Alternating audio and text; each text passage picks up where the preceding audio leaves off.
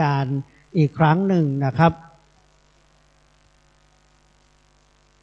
สำหรับลูกๆขึ้นมาแล้วนั่งให้เรียบร้อยถ้าจะไปห้องน้ำเดี๋ยวสักครู่ค่อยอนุญาตนะลูกนะเพราะเดี๋ยวถ้าเราบอกว่าไปห้องน้ำได้เราก็จะไปกันจำนวนเยอะให้เรารู้ลำดับที่นั่งก่อนลูกตามที่เราได้ซักซ้อมสำหรับผู้ปกครองนั่งด้านขวามือนะครับนั่งด้านขวามือตรงด้านหลังฝ่ายพิธีกรนี้แล้วก็สำหรับภาคส่วนราชการที่เดินทางมาร่วมโดยการเรียนเชิญจากทางวัดด้วยการเรียนเชิญจากสำนักงานพัฒนาสังคมและความมั่นคงของมนุษย์หรือผู้บริหารแต่ละส่วนงานของพม.ก็นั่งที่เก้าอี้ฝั่งขวามือนะครับส่วนเก้าอี้ด้านหน้านั้นก็จะเป็นที่ถวายการต้อนรับพระเดชพระคุณหลวงพ่อพระธรรมเสนาบดีแล้วก็ถวายการต้อนรับพระเดชพระคุณหลวงปู่พระธรรมวชิรโกศล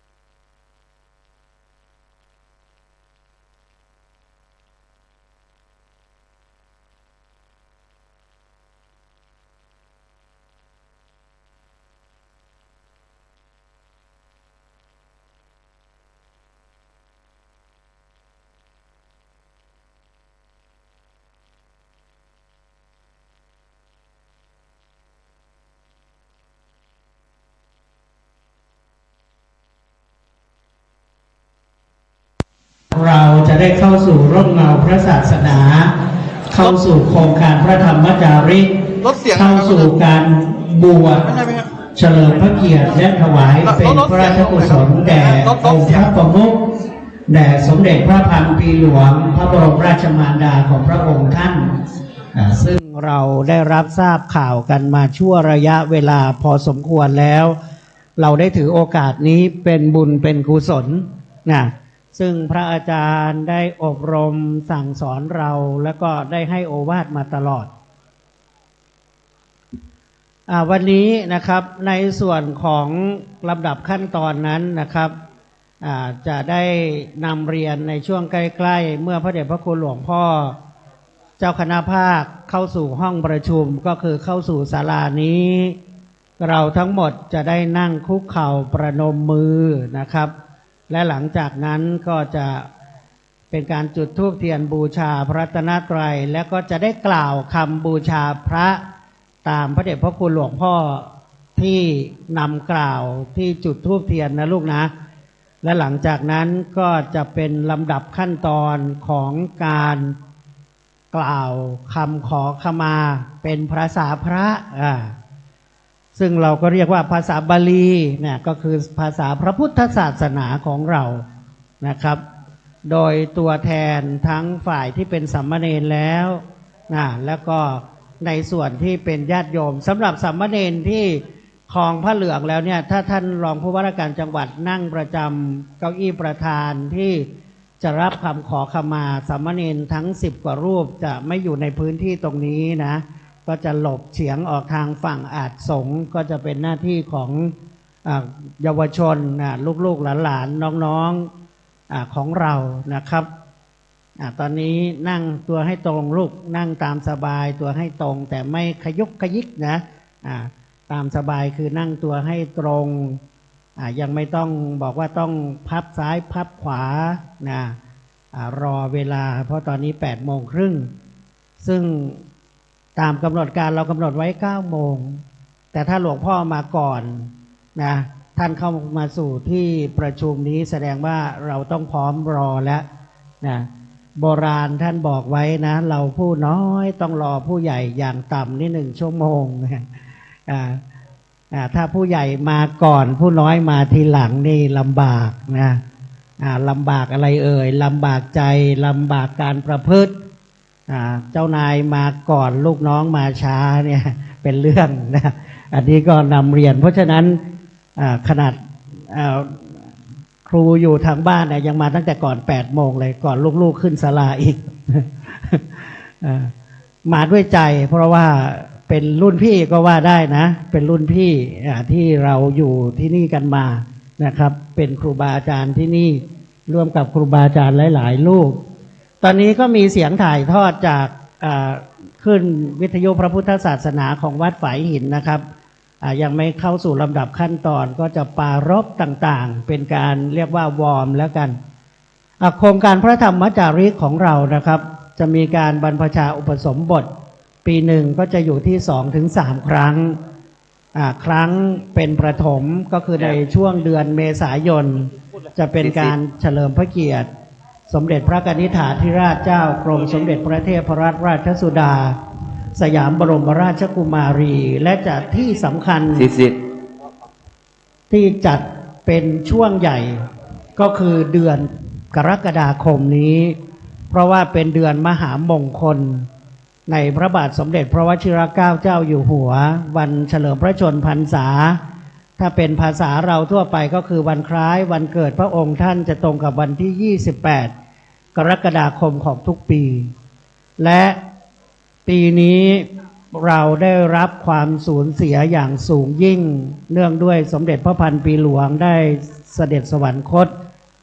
ในพระชนมายุของพระองค์ท่านปีที่93จำนวนผู้บรรพชาอุปสมบทปีนี้ตามที่เครือข่ายอาสมพระธรรมจาริกได้กำหนดไว้และได้บอกกับญาติโยมในแต่ละอาสมในแต่ละพื้นที่ในเขตแม่ฮ่องสอนเชียงใหม่ลำพูนแพร่น่านของเราเป็นต้นก็มีนะครับจะได้จำนวนอยู่ทั้งหมด193 คนซึ่งเราได้เข้าร่วมกิจกรรมหรือว่าฝึกอบรมมาสมัครเรียนนี่ตั้งแต่เนิ่นๆเดือนมิถุนายนและก็ได้มีการเรียนควบคู่กันมีการมาท่องจำคำขอบวชคำกล่าวขอขมา แล้วก็ได้ฝึกวัดปฏิบัติไม่ว่าจะเป็นลูกศิษย์พระในการเดินดูว่าท่านบิณฑบาตอย่างไรเช้าทำวัดอย่างไรมาร่วมทำวัดสวดมนต์เราปฏิบัติมาเกือบเดือนเสร็จแล้วในห่วงระยะเวลาตั้งแต่วันที่3นะครับเป็นต้นมานะครับก็เป็นช่วงที่เรามารายงานตัวอย่างเป็นทางการหมายความว่าสมัครใจแน่ๆแล้วว่าจะอยู่ร่วมโครงการจะบรรพชาบวชเนรศึกษาเล่าเรียนพระธรรมวินัยเรียนมัธยม1 2 3หรือบางท่านมาเข้าในมัธยมปีที่4นะครับเพราะบางท่านอาจจะจบม.ต้นมาแล้วและหลังจากนั้นเราก็ซักซ้อมเข้มข้นขึ้นมาแล้วก็จนมาถึงวันนี้เป็นการขอขมาต่อคณะสงฆ์โดยประธานสงฆ์ก็คือหลวงพ่อเจ้าคณะภาคต่อพ่อเมืองก็คือประธานคฤหัสถ์โดยท่านรองผู้ว่าราชการจังหวัดมาเป็นประธานและให้โอวาทอนุโมทนาบุญกับเราคุณพ่อคุณแม่ผู้ปกครองก็ได้รับฟังโอวาทแล้วก็อาจจะมาก่อนหน้านี้มาดูแลความเป็นอยู่ของลูกๆก็จะได้สบายใจว่าอยู่กันเป็นหมู่คณะมีพระอาจารย์ดูแลมีโรงเรียนเป็นหลักเป็นฐานมีรุ่นพี่ให้การเรียกว่าช่วยเหลือรุ่นน้องนะแล้วก็มีผู้หลักผู้ใหญ่ของเราบางคนก็อายุเยอะมาบวชพระอาจจะบวชจน1 พรรษาหรือไม่ก็อาจจะ1 เดือน15 วันตามที่เราได้แจ้งความประสงค์ไว้และในแต่ละครั้งเมื่อมีกิจกรรมผู้ปกครองแต่ละม่อนดอยก็ว่าได้นะแต่ละหมู่บ้านแต่ละอำเภอนำโดยประธานอาสมพระธรรมจาริกก็จะพาญาติโยมมาถวายจังหันเช้าเพลมาดูความเป็นอยู่แล้วนอกจากที่วัดเราดูแล้วยังมีอยู่ 2-3 หน่วยงานหลักนะที่เข้ามาดูแลหน่วยงานของจังหวัดก็โดยกระทรวงการพัฒนาสังคมและความมั่นคงของมนุษย์โดยกรมพัฒนาสังคมและสวัสดิการอีกหน่วยงานหนึ่งก็คือสำนักงานพระพุทธศาสนาจังหวัดที่กำกับดูแลโรงเรียนพระปริยัติธรรมสามัญก็คือโรงเรียนม.1 ถึงม.6 แต่ลูกๆเยาวชนพอจบม.6 ก็จะมีหน่วยงานหนึ่งมาช่วยดูแลแล้วก็เรียนฟรีด้วยนะหลวงพ่อใหญ่ของเราเนี่ยมอบทุนเรียนฟรีจนจบปริญญาตรีนั่นก็คือมหาวิทยาลัยสงฆ์มหาจุฬาลงกรณราชวิทยาลัยซึ่งเป็นมหาวิทยาลัยที่ถูกต้องตามกฎหมายบางคนจบออกไปก็ไปสมัครเป็นครูสอบบรรจุเนี่ยบางคนก็ไปเรียกว่าสมัครผู้แทนก็ว่าได้นะมีสทในพื้นที่เราเยอะแยะแต่ที่จบจากที่นี่นะครับสอบต.อันนี้เล่าสู่กันฟังเพราะฉะนั้นหน่วยงานราชการก็เข้ามาดูแลแล้วก็โดยโครงการพระธรรมจาริกผู้ปกครองก็ไม่ต้องเป็นห่วงนะครับเป็นห่วงอย่างเดียวว่าลูกเราขอกลับบ้านเมื่อไหร่ถ้าพระอาจารย์อนุญาตให้กลับก็รีบให้ลูกเรากลับมาเรียนต่อนะกลับไปบ้านแล้วโอ้ร้องไห้ไม่อยากมาเรียนแล้วอยากอยู่ที่บ้านผู้ปกครองต้องช่วยตรงนี้นะครับเพราะบางทีเหมือนเราเอามาเรียนหนังสือเนี่ยเราต้องอยู่ในกรอบกติกาก็ค่อยๆฝึกไปแรกๆอาจจะไม่สบายเหมือนอยู่กับคุณพ่อคุณแม่แต่ผู้ที่ผ่านการฝึกอบรมการศึกษาเล่าเรียนก็จะได้รับผลประโยชน์โบราณเขาบอกว่าการศึกษานี่เหมือนดอกกล้วยไม้นะมันเกิดยากมันติดยากมันผ่านอะไรมาเยอะกว่ามันจะออกดอกเหมือนดอกเอื้องคำเอื้องแซะเนี่ยโอ้มันออกมาแล้วมันงามการศึกษาเหมือนกันกว่ามันจะเติบโตกว่ามันจะได้ผลนะก็ใช้เวลานานเพราะฉะนั้นลูกๆเรานี่แหละจะเป็นดอกกล้วยไม้เป็นดอกบัวบานที่รับใช้พระศาสนารับใช้สังคมแล้วก็เป็นเนื้อนาบุญแล้วก็ให้เกิดประโยชน์ซึ่งตอนนี้ท่านจะเห็นว่าหน่วยงานราชการที่สังกัดกระทรวงการพัฒนาสังคมและความมั่นคงของมนุษย์หลากหลายสำนักงานนะครับ หลากหลายศูนย์พัฒนาราษฎรบนพื้นที่สูงได้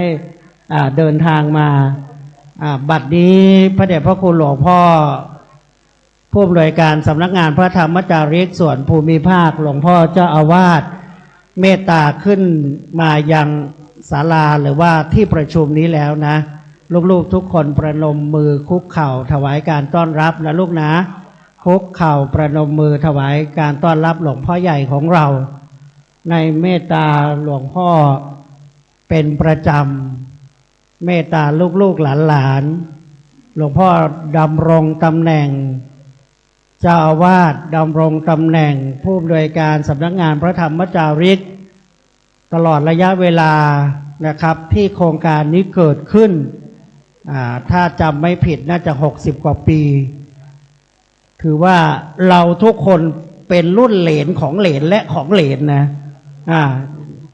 อย่างอาจารย์นี่ก็น่าจะเป็นรุ่นกลางๆ50กว่าแล้วหลวงพ่อ90กว่านะครับ90กว่าหลวงพ่อนั่งแล้วเราค่อยกราบนะ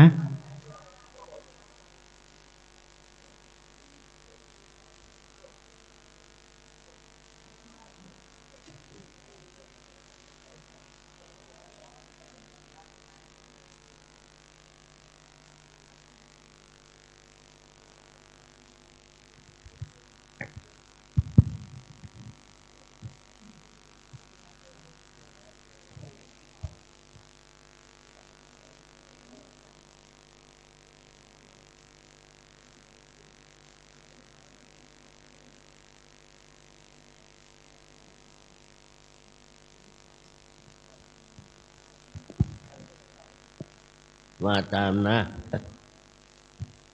อะระหังสัมมาสัมพุทโธภควา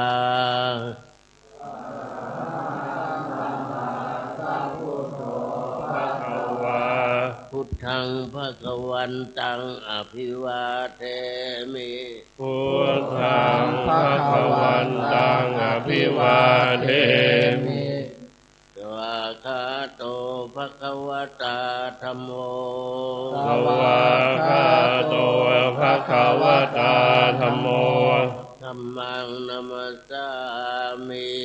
ธัมมังนัมสสามิสุปฏิปันโนภควโตสาวกสังโฆสุปฏิปันโนภควโตสาวกสังโฆสังฆังนามามิ สังฆังนามามินะโมอัสสะสัมมาโตอะระหะโตสัมมาสัมพุทธัตัสสะนะโมตัสสะภะคะวะโตอะระหะโตสัมมาสัมพุทธัสสะนะโมตัสสะภะคะวะโตอะระหะโตสัมมาสัมพุทธัสสะ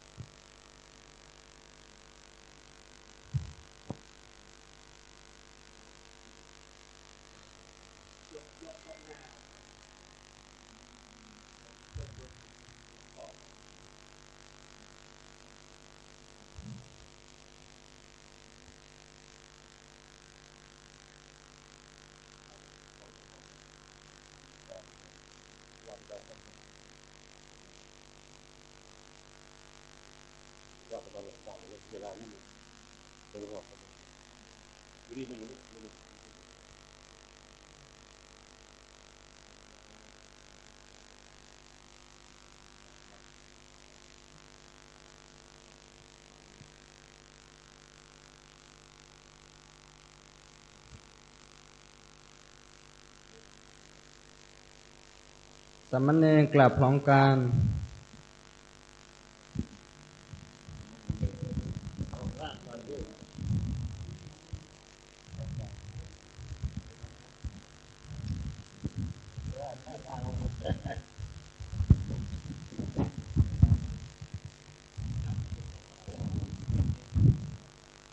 สามเณรนั่งพระเพียบลง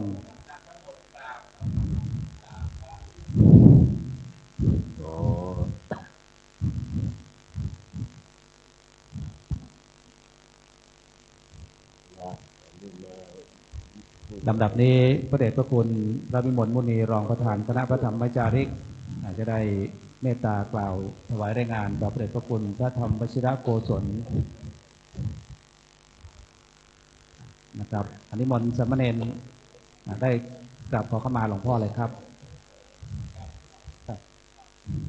ขโมกคุกเข่าประนมมือ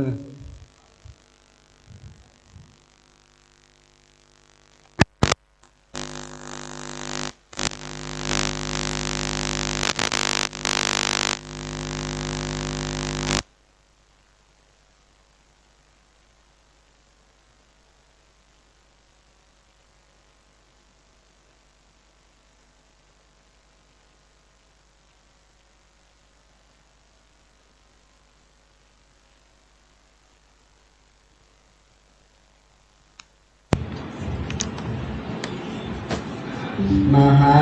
เทเรปมาเทนะทาวาเยนะกตาสัพพะปะราทังขมัตตุโนภะ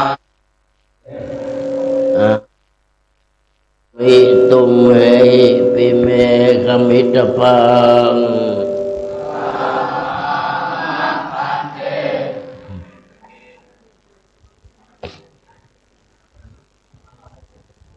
ให้ถ่ายรูปไว้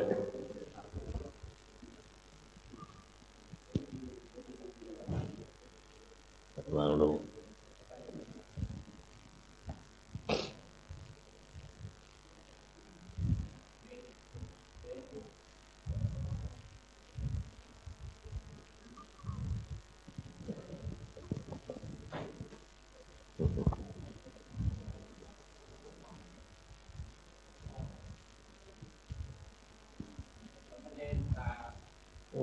กระดับดิ้วสู้ของเราน้ำมูกไหล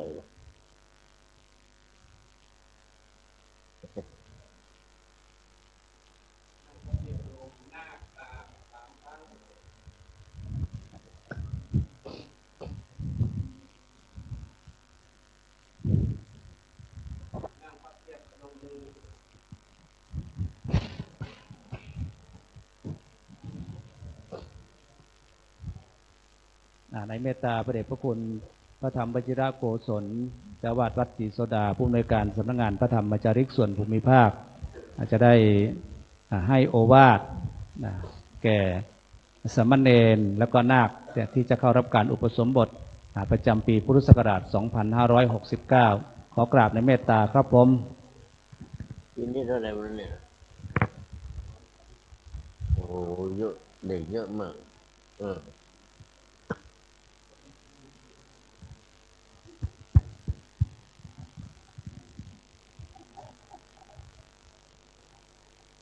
พระเถระอนุเถระครูบาอาจารย์วัดศรีโสดาทุกรูปและเจริญพรญาติโยมพุทธบริษัทผู้สนับสนุนการบรรพชาอุปสมบทของเยาวชนชาวเขาทุกท่านขอเจริญพรเยาวชนทุกคนทั้งที่บวชเป็นพระเป็นเณรแล้วและไม่ได้บวชเป็นพระกำลังจะบวชเป็นพระเป็นเณรซึ่งมานั่งอยู่ข้างหน้าหลวงพ่อที่เห็นแล้วน่าดีอกดีใจเป็นอย่างมากนั่งเป็นระเบียบเรียบร้อยถึงแม้ว่าจะมีผ้านุ่งผ้าห่มใส่แตกต่างนั้นแต่ก็เป็นระเบียบเรียบร้อยสวยงามอันนี้เป็นสัญลักษณ์บอกว่าเมื่อบวชเป็นภิกษุสามเณรไปแล้วท่านทั้งหลายจะประพฤติดีปฏิบัติชอบตามหลักพระธรรมวินัยเป็นพระสงฆ์เป็นสามเณรที่ดี ในพระพุทธศาสนาวัดศรีโสดานั้นได้เริ่มการทำอย่างนี้มาเป็นเวลาหลายสิบปีแล้ว ทุกปีก็บวช300-400 รูปหลังจากนั้นก็เดินทางเข้ากรุงเทพเพื่อไปรับการบรรพชาอุปสมบทจากเจ้าคุณสมเด็จพุทธชินวงศ์เจ้าวาดวัดเบญจมบพิตรซึ่งในขณะนี้ท่านก็ไม่ได้อยู่แล้ว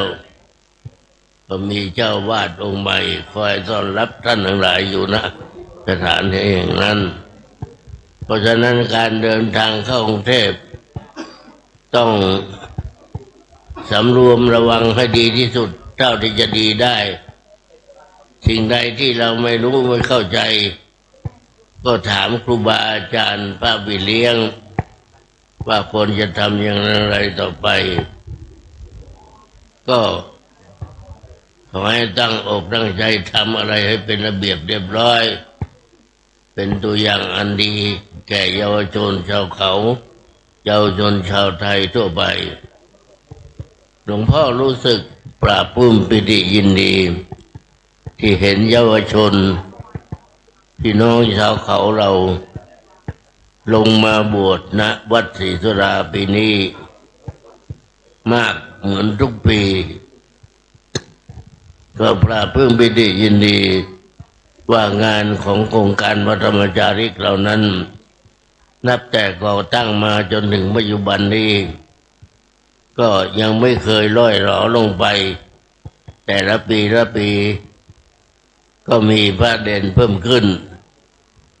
ทั้งนี้ทั้งนั้นหลวงพ่อต้องขอบใจญาติโยมที่เป็นคุณพ่อคุณแม่ของเยาวชนที่กำลังนั่งฟังหลวงพ่ออยู่ขณะนี้แล้วก็ขออนุโมทนาขอบใจเยาวชนทุกคนที่นั่งอยู่ข้างหน้าหลวงพ่อนี้ท่านทั้งหลายมีความมุ่งมา่ปรารถนาเป็นเบื้องต้นแล้วว่าจะบวชเป็นสามเณรในพระพุทธศาสนาในกาลครั้งนี้ก็จะเดินทางเข้ากรุงเทพไปบวชที่กรุงเทพเหล่านี้เป็นต้นเพราะฉะนั้นการที่ท่านทั้งหลายมาบวชที่วัดศรีโสดารวมกันจำนวนมากอย่างนี้ก็ได้รับการสนับสนุนจากพระเถระอนุเถระที่วัดเบญจมบพิตรซึ่งมีท่านเจ้าวาดเป็นต้นเป็นประธานตลอดถึงพระสงฆ์องค์เจ้าสามเณรอะไรต่างๆที่อยู่วัดเบญจมบพิตรก็รอต้อนรับท่านทั้งหลายอยู่หลังจากบวชแล้วก็เดินทางกลับวัดศรีโสดามาเป็นลูกศิษย์วัดศรีโสดามาเป็นพระภิกษุสามเณรวัดศรีโสดาต่อไปทำอะไรก็เมื่อบวชแล้วได้ความรู้ความเข้าใจดีแล้วต่อไปก็อยู่เป็นพระเป็นเณรศึกษาเล่าเรียนพระธรรมวินัยเรียนนักธรรมชั้นตรีนักธรรมชั้นโทนักธรรมชั้นเอกหรือเรียนบาลีประโยค 1-2 เหล่านี้เป็นต้นหรือเรียนทางโลกที่ทางวัดเราเปิดขึ้นเพราะฉะนั้นการบวชแล้วจะอยู่เฉยๆไม่ได้ต้องมีการศึกษาเล่าเรียนอบรมทุกสิ่งทุกอย่างเพื่อให้เป็นคนมีความรู้ความเข้าใจเป็นคนมีความสามารถที่จะทำอะไรต่างๆได้ปีนี้หลวงพ่อเห็นท่านทั้งหลายเห็นพวกเยาวชนเรานั่งกันเป็นระเบียบเรียบร้อยตั้งใจจะบวชเป็นพระภิกษุสามเณรในพุทธศาสนาก็ขออนุโมทนาเมื่อนุ่งผ้ากาสาวพัสหรือผ้าเหลืองแล้วก็ขอให้ประพฤติดีปฏิบัติชอบดียิ่งขึ้นดียิ่งกว่าเป็นฆราวาสตอนนี้ท่านนุ่งแบบฆราวาสต่อไปจะได้นุ่งผ้าเหลืองเป็นเยาวชนเ เป็นภิกษุเป็นสามเณรในพระพุทธศาสนาหลวงพ่อต้องขออนุโมทนาแม้กระทั่งต่อคุณพ่อคุณแม่ที่อยู่บ้านที่เสียสละให้ลูกเข้ามาบวชในพระพุทธศาสนาและโดยเฉพาะอย่างยิ่งตัวของเยาวชนท่านทั้งหลายเองก็มีจิตใจเลื่อมใสที่จะบวชในพระพุทธศาสนาเพราะฉะนั้นจึงมาเป็นจำนวนหลายร้อยคนเท่าที่เห็นอยู่ในขณะนี้เมื่อท่านทั้งหลายบวชเป็นสามเณรแล้วก็กลับมาอยู่วัดศรีโสดาเป็นลูกศิษย์ลูกหาวัดศรีโสดาเล่าเรียนพระธรรมวินัยคำสอนของพระพุทธเจ้าต่อไปแล้วก็ในรุ่นต่อไปก็จะมีมาเรื่อยโดยไม่มีที่สิ้นสุดเพราะฉะนั้นรุ่นนี้เป็นรุ่นที่ท่านทั้งหลายมากันเป็นจำนวนไม่รู้จำนวนเท่าไหร่อยู่ก็เรียกว่าจำนวนมากเห็นแล้วก็ปราบปลื้มปีติยินดีเป็นลูกศิษย์ลูกหาของพระภิกษุสามเณรวัดศรีโสดาขอให้ตั้งอกตั้งใจทำดีไม่ทำความชั่วอะไรจะมันเกิดความเสียหายแก่โครงการวัดธรรมจารีเราเพราะฉะนั้นสิ่งใดโดยเฉพาะยิ่งคำขอบวชต่างๆที่จะต้องบวชก็ต้องพยายามท่องให้มันจดจำได้แล้วนอกจากนั้นแล้วก็ศีล 5 ศีล 8 ศีล 10อะไรทำนองนั้นก็ต้องให้มันได้เรียกว่าจะบวชแล้วก็ตามต้องศึกษาพระธรรมวินัยในพระพุทธศาสนาทำทุกสิ่งทุกอย่างเพื่อตัวเองเพื่อพระพุทธศาสนาวันนี้เราท่านทั้งหลายมาพร้อมหน้าพร้อมตากันเพื่อทำพิธีบางอย่างให้สำเร็จลุล่วงไปณโอกาสบัดนี้ก็ขออนุโมทนาสาธุการคุณพ่อคุณแม่ญาติพี่น้องตลอดถึงเยาวชนเราทุกคนที่จะบวชเป็นสามเณรเป็นพระภิกษุสามเณรในพุทธศาสนาต่อไปในอนาคตไม่กี่วันข้างหน้าวัดศรีโสดาก็จะมีพระเณรหลายร้อยหรือเกือบจะพันรูปเป็นต้นเพราะฉะนั้นเราก็จะได้อยู่กันอย่างฉันพี่กันน้องดูแลเอาใจใส่ซึ่งกันและกันต่อไปในอนาคตไม่กี่วันข้างหน้านี้วันนี้ท่านทั้งหลายพร้อมหน้าทำตากันแล้วก็จะทำพิธีต่อไปตามกำหนดการต่อไป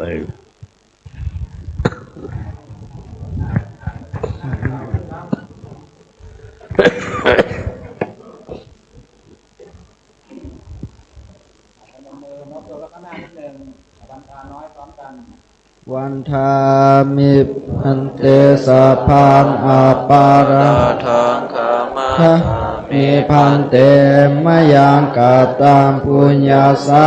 มินางอนุโมทิตัมพังสามินางกาตังปุญญาไมหัส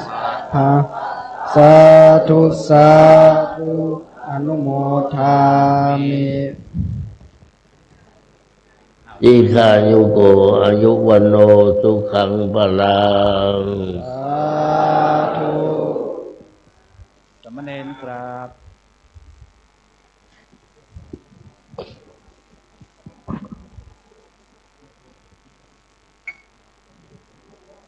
ลูกเยาวชนครับนะครับเท่าไหร่จำนวนเต็มครับลำดับแรกในการประกอบพิธีเป็นการขอขมาแด่พระเดชพระคุณหลวงพ่อพระธรรมวชิรโกศลผู้อำนวยการสำนักงานพระธรรมจารีตส่วนภูมิภาคเจ้าวาดวัดศรีโสดาพระรามหลวงได้เมตตาให้โอวาทและขอเรียนต้อนรับท่านรองผู้ว่าราชการจังหวัดเชียงใหม่ปฏิบัติหน้าที่แทนผู้ว่าราชการจังหวัดเชียงใหม่ได้เดินทางมาถึงแล้วนะครับในลำดับแรกจะขอเรียนเชิญท่านผู้แทนจากกระทรวงการพัฒนาสังคมและความมั่นคงของมนุษย์ทั้ง3ท่านได้ตามลำดับที่จะน้อมถวายวัตถุทายธรรมแด่พระเดชพระคุณหลวงพ่อขอเรียนเชิญนางสาวนิรดาอ่อนน้อมนะครับ นางสาวนิรดาอ่อนน้อมผู้อำนวยการสำนักงานส่งเสริม และสนับสนุนวิชาการครับได้น้อมถวายผ้าไตรในชุดแรกแด่พระเดชพระคุณหลวงพ่อซึ่งวันนี้จะมีการกราบขอขมาทั้ง3ส่วนนะครับส่วนแรกเป็นเจ้าคณะภาคส่วนที่2เจ้าวาดส่วนที่3เจ้าคณะจังหวัดแต่เนื่องด้วยหลวงพ่อเจ้าคณะจังหวัดติดศาสนกิจที่โรงพยาบาลสงฆ์นะครับขอเรียนเชิญนางมนทิราธาราเวชรักษ์ครับผู้อำนวยการศูนย์พัฒนาราษฎรบนพื้นที่สูงจังหวัดเชียงใหม่ครับน้อมถวายวัตถุทายธรรมแด่พระเดชพระคุณหลวงพ่อพระธรรมวชิรโกศลครับ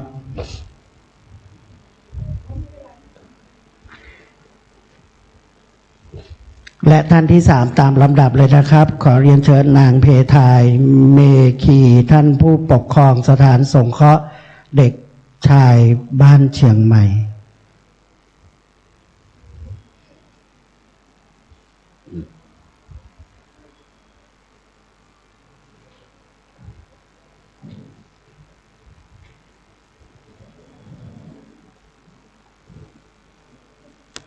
ไม่อยู่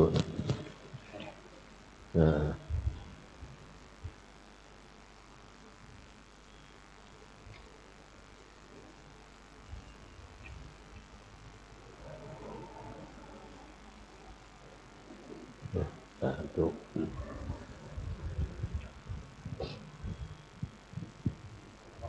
ครับขอกราบขอบพระคุณทั้ง3ท่านนะครับ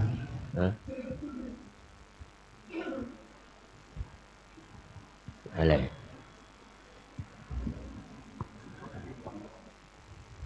ใช่จริงมันไม่นะครับในพิธีการเบื้องต้นเป็นที่เรียบร้อยงดงามนะครับได้รับเมตตาจากพระเดชพระคุณหลวงพ่อพระธรรมวชิรโกศลใช่ใช่ผู้อำนวยการสำนักงานพระธรรมจาริกส่วนภูมิภาคที่ปรึกษาเจ้าคณะภาค7เจ้าวาดวัดศรีโสดาพระรามหลวงแห่งนี้ได้รับคำขอขมาจากสามเณรและพ่อนาค193นาคเป็นมงคลแรกตามกำหนดการในเวลา 9 นาฬิกาครับได้รับเมตตาจากพระเดชพระคุณหลวงพ่อพระธรรมเสนาบดีเจ้าวาดวัดพระธาตุดอยสุเทพราชวรวิหารเจ้าคณะภาค7จะเป็นประธานในนามคณะสงฆ์ทั้งมวลรับคำขอขมาและเครื่องสักการะจากคณะพ่อนาคทั้ง193และหลังจากนั้นจะเป็นท่านรองผู้ว่าราชการจังหวัดท่านศิวกรบัวป้องในนามพ่อเมืองเชียงใหม่ท่านผู้ว่าราชการจังหวัด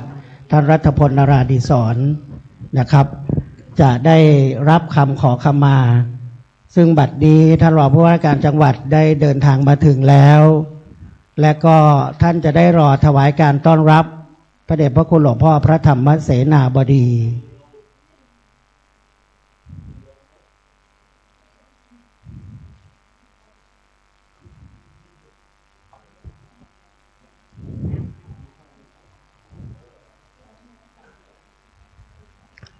ดังที่ได้กราบเรียน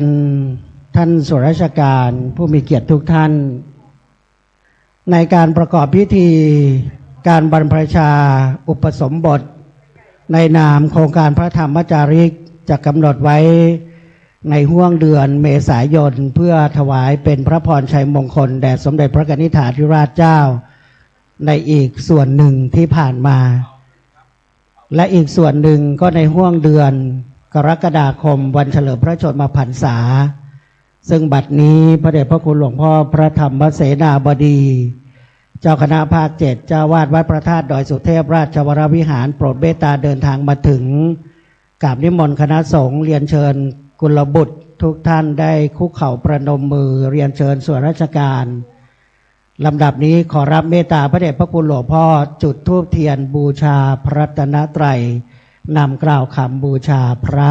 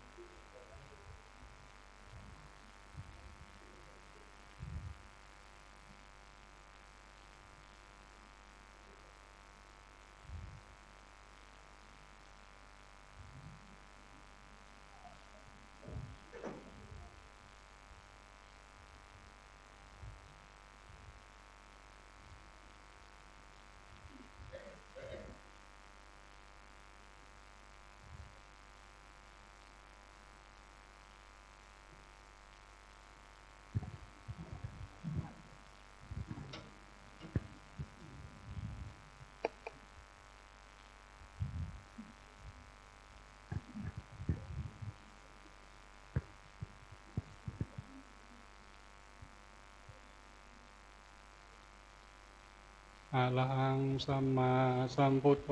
ภควาอะระหังสัมมาสัมพุทโธภะคะวะพุทธังภควันตังอภิวาเทมิพุทธังภะคะวันตังอภิวาเทมิสวากขาโตภควตาธัมโมสวากขาโตภะคะวะตาธัมโมธัมมังนามัสสามิธัมมังนามัสสามิสุปฏิปันโนภควโตสาวกสังโฆสุปฏิปันโนภะคะวะโตสาวกสังโฆสังฆังนามามิสังฆังนามามิอันนมยังพุทธัสสะภะคะวะโตอุปภาคณามากาลังกะโลมาเสนะโมตัสสะภะคะวะโตอะระหะโตสัมมาสัมพุทธัสสะนะโมตัสสะภะคะวะโตอะระหะโตสัมมาสัมพุทธัสสะนะโมตัสสะภะคะวะโตอะระหะโตสัมมาสัมพุทธัสสะ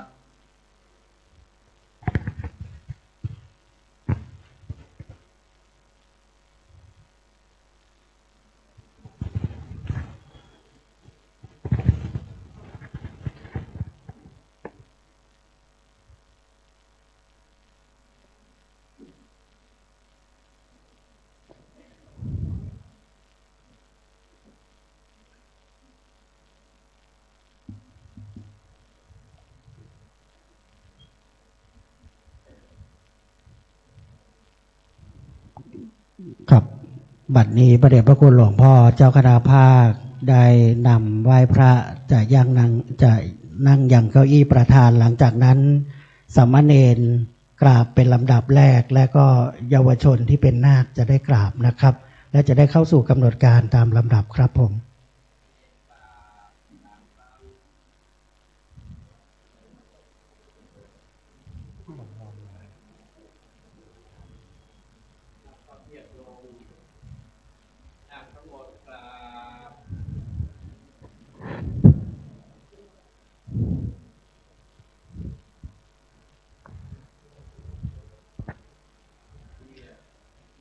ลำดับนี้กล่าวขอประทานอนุญาตพระเดชพระคุณหลวงพ่อพระธรรมเสนาบดีเจ้าคณะภาคเกตเจ้าวาดวัดพระธาตุดอยสุเทพราชวรวิหารเข้าสู่ในกำหนดการขั้นตอนดังต่อไปนี้ลำดับนี้ขอเรียนเชิญนายศิวกรบวกป้องรองผู้ว่าราชการจังหวัดเชียงใหม่ปฏิบัติหน้าที่แทนผู้ว่าราชการจังหวัดเชียงใหม่ได้ประกอบพิธีเปิดกลวยกระทงดอกไม้เบื้องหน้าพระบรมฉายาลักษณ์พระบาทสมเด็จพระเจ้าอยู่หัวและจุดเครื่องทองน้อยเบื้องหน้าพระฉายาลักษณ์สมเด็จพระนางเจ้าสิริกิติ์พระบรมราชินีนาถพระบรมราชชนนีพันปีหลวงเนื่องในการบรรพชาอุปสมบทถวายเป็นพระราชกุศลขอเรียนเชิญทุกท่านโปรดยืนขึ้นครับเยาวชนนาคทั้งหมดยืนขึ้นลูก ข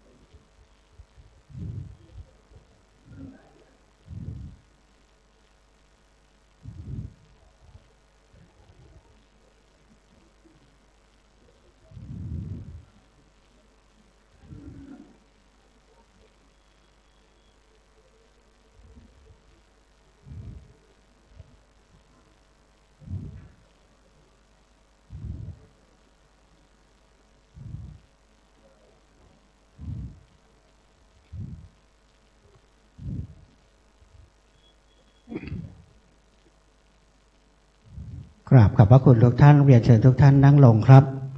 ลำดับนี้ก้าวขอประทานอนุญาตกราบอาราธนาผู้แทนพระเดชพระคุณหลวงพ่อพระธรรมวชิรโกศลได้น้อมถวายเครื่องสักการะกราบอาราธนาพระเดชพระคุณหลวงพ่อเจ้าคุณพระวิมลมุนี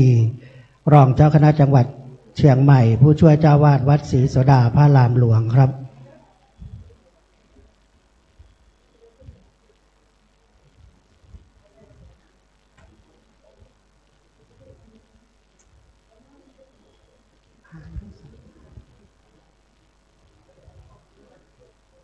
ขอเรียนเชิญท่านศิวกรบัวป้องรองผู้ว่าราชการจังหวัดปฏิบัติหน้าที่แทนผู้ว่าราชการจังหวัดเชียงใหม่น้อมถวายเครื่องสักการะครับ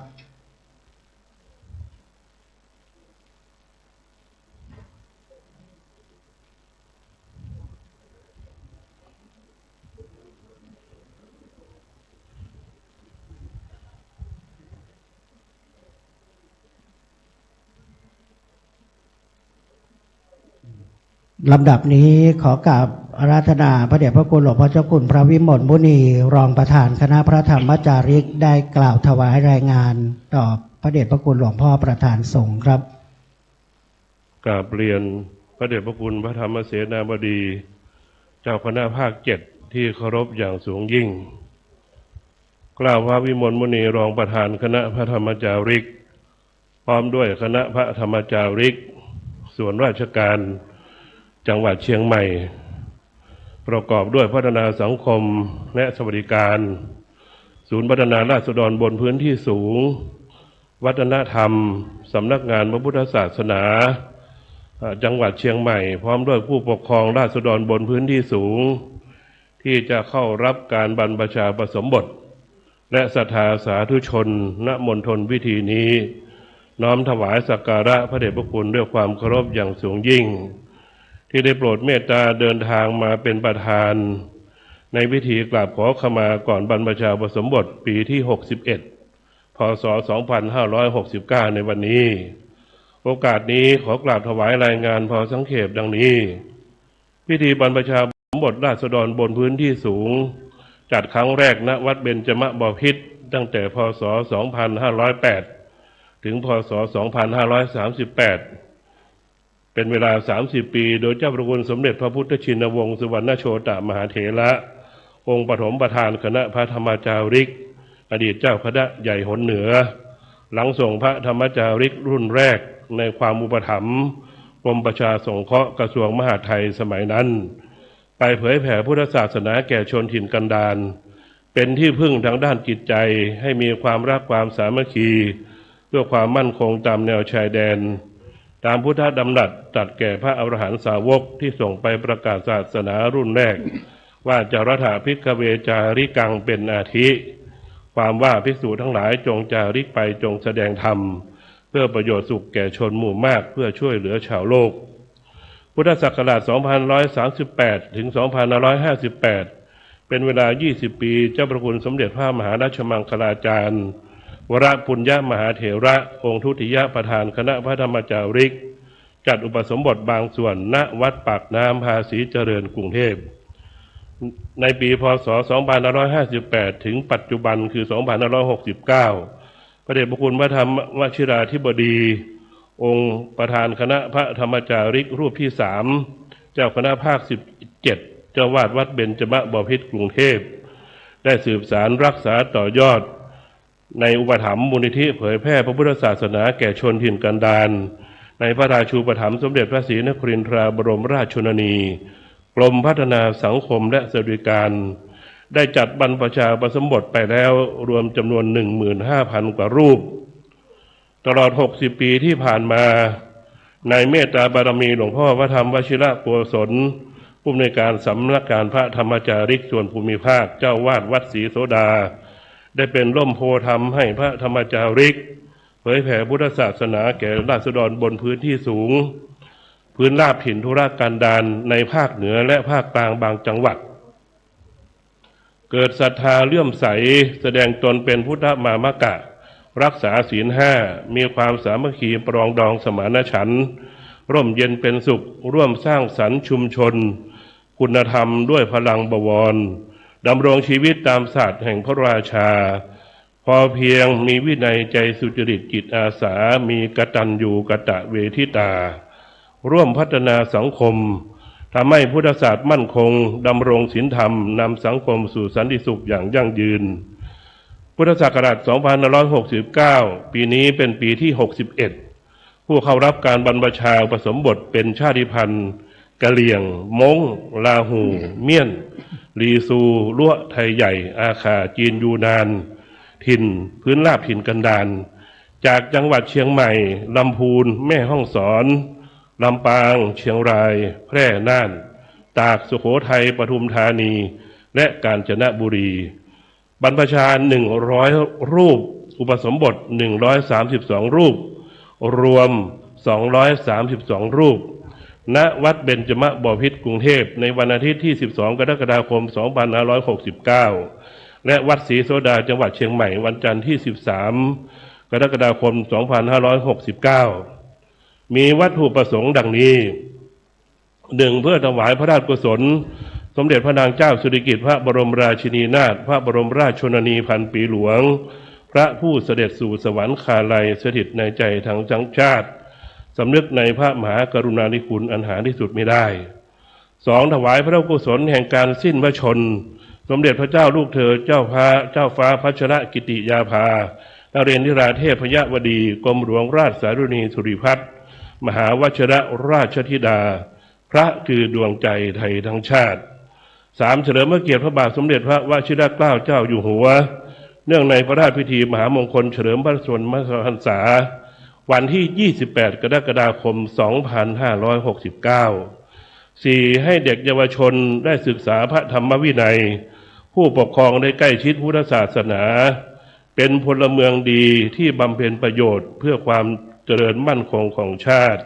เพื่อบูชาคุณพระศาสนาเพื่อเทิดทูนองค์กษัตริย์ร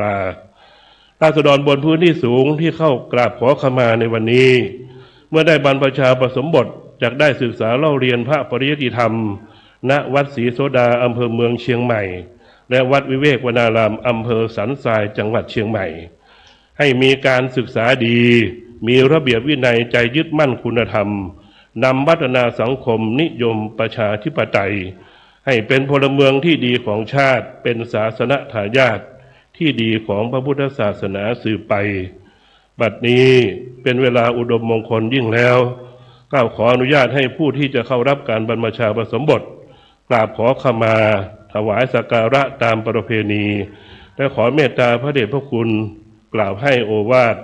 เพื่อความเป็นสิริมงคลส่งเสริมกุศลจริยาสัมมาปฏิบัติโดยยิ่งขึ้นการจะควรประการใดสุดแต่จะโปรดเมตตากล่าวพระวิมลมุนีรองประธานคณะพระธรรมจาริกบทผู้เข้าขึ้นครับพนมมือสามเณรกราบ3 ครั้ง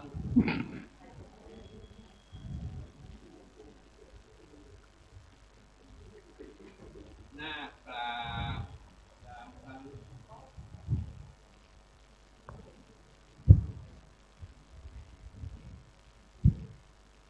แทนเปิดโพยและยกเทียนแผ่ขึ้น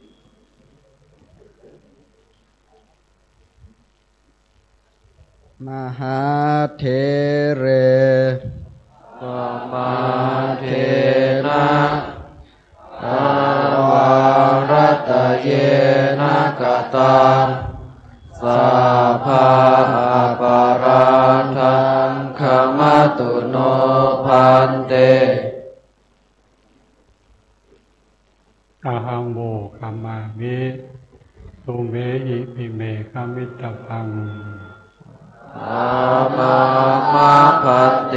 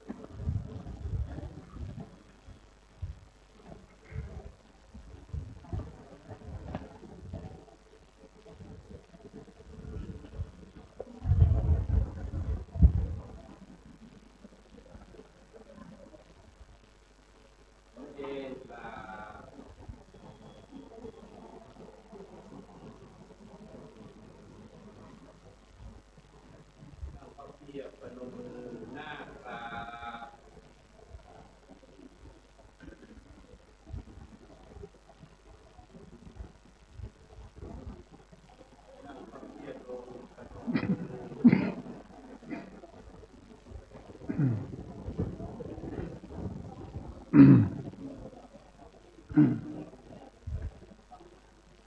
อกราบถวายความเคารพพระเดชพระคุณหลวงพ่อพระธรรมวชิรโกศลประธานผู้อำนวยการสำนักงานพระธรรมจาริกเจ้าวาดวัดศรีโสดาที่เคารพอย่างสูงยิ่ง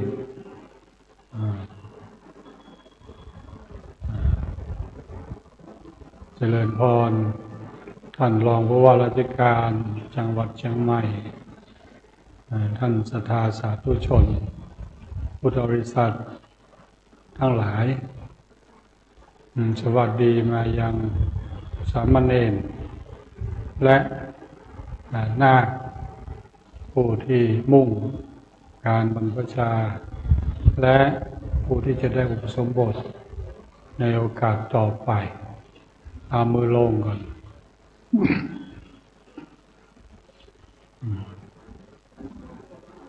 วันนี้เราทั้งหลายได้มาเปิดโอกาสเปิดศักราชอันสำคัญที่สุดให้แก่ชีวิตแก่ผู้ที่มุ่งจะเข้าสู่การบรรพชาและอุปสมบทในโครงการพระธรรมจาริกซึ่งถือว่าเป็นโครงการที่มีความหมายมีความสำคัญต่อชาติต่อพระศาสนาต่อพระมหากษัตริย์ต่อสังคมชนชาวไทยเราอย่างยิ่งประการแรกที่เราจะได้แสดงออกก็คือการถวายเป็นพระราชกุศลการบรรพชาก็ดีการอุปสมบทของเราก็ดีเราจะได้น้อมถวายเป็นพระราชกุศลแด่พระแด่บุคคลแด่ผู้ที่มีความสำคัญหลักเป็นสถาบันหลักก็คือสถาบันกษัตริย์สถาบันของเรามี3สถาบันคือสถาบันชาติศาสนาสถาบันพระศาสนาและสถาบันพระมหากษัตริย์ชาติเราได้เกิดมาแล้วเกิดมาอยู่ในชาติไทยเราได้ชื่อว่าเป็นคนไทยเชื้อชาติไทยสัญชาติไทยไทยเราก็ประกอบด้วยพระพุทธศาสนาเป็นหลักอันนี้คือสถาบันพระพุทธศาสนาเป็นสถาบันรองลงมาแล้วถัดนั้นไปก็สถาบันพระมหากษัตริย์ตามรายงานที่ท่านรองเจ้าคณะจังหวัดรองประธานกล่าวรายงานว่าเมื่อบรรพชาอุปสมบทเรียบร้อยแล้วจะได้น้อมถวายเป็นพระราชกุศลแด่พระพันปีหลวงแล้วก็น้อมถวายเป็นพระกุศลแด่สมเด็จพระเจ้าลูกเธอเจ้าฟ้าสิริภาองค์พระหาแล้วก็น้อมถวายเป็นพระราชกุศลแด่พระบาทสมเด็จพระเจ้าอยู่หัวในวันเฉลิมพระชนมพรรษาหลักการใหญ่ๆขนาดนี้นี่ถือว่าไม่ธรรมดาจากที่พวกเราเป็นประชาชนคนตัวเล็กตัวน้อยเราได้ทำกิจกรรมอันยิ่งใหญ่ที่สุดใช้ส่วนที่สำคัญที่สุดของเราเพื่อบูชาคุณของแผ่นดินอันนี้ถือว่าเป็นสิ่งที่สำคัญแล้วโครงการพระธรรมจาริกนี้ได้สร้างความเจริญเติบโตให้แก่ผู้คนให้แก่ประเทศชาติมาโดยลำดับบ้านเมืองไทยเรา มีความเจริญเติบโตทุกที่ทุกแห่งไม่เว้นแม้กระทั่งในบนเขาบนดอยที่มีประชาชนมีเยาวชนอยู่อาศัยนั้นทุกคนได้รับการศึกษาอย่างดียิ่งจากโครงการของพระธรรมจาริกนี้เพราะฉะนั้นโครงการนี้จึงถือว่าได้ชุบชีวิตได้สร้างความเจริญงอกงามให้แก่ประชาชนให้แก่เยาวชนให้แก่สังคมให้แก่ประเทศชาติ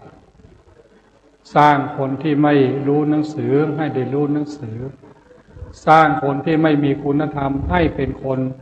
เป็นผู้มีคุณธรรมสร้างให้คนรู้จักคุณค่าของตนเองเนี่ยเป็นสิ่งที่สำคัญ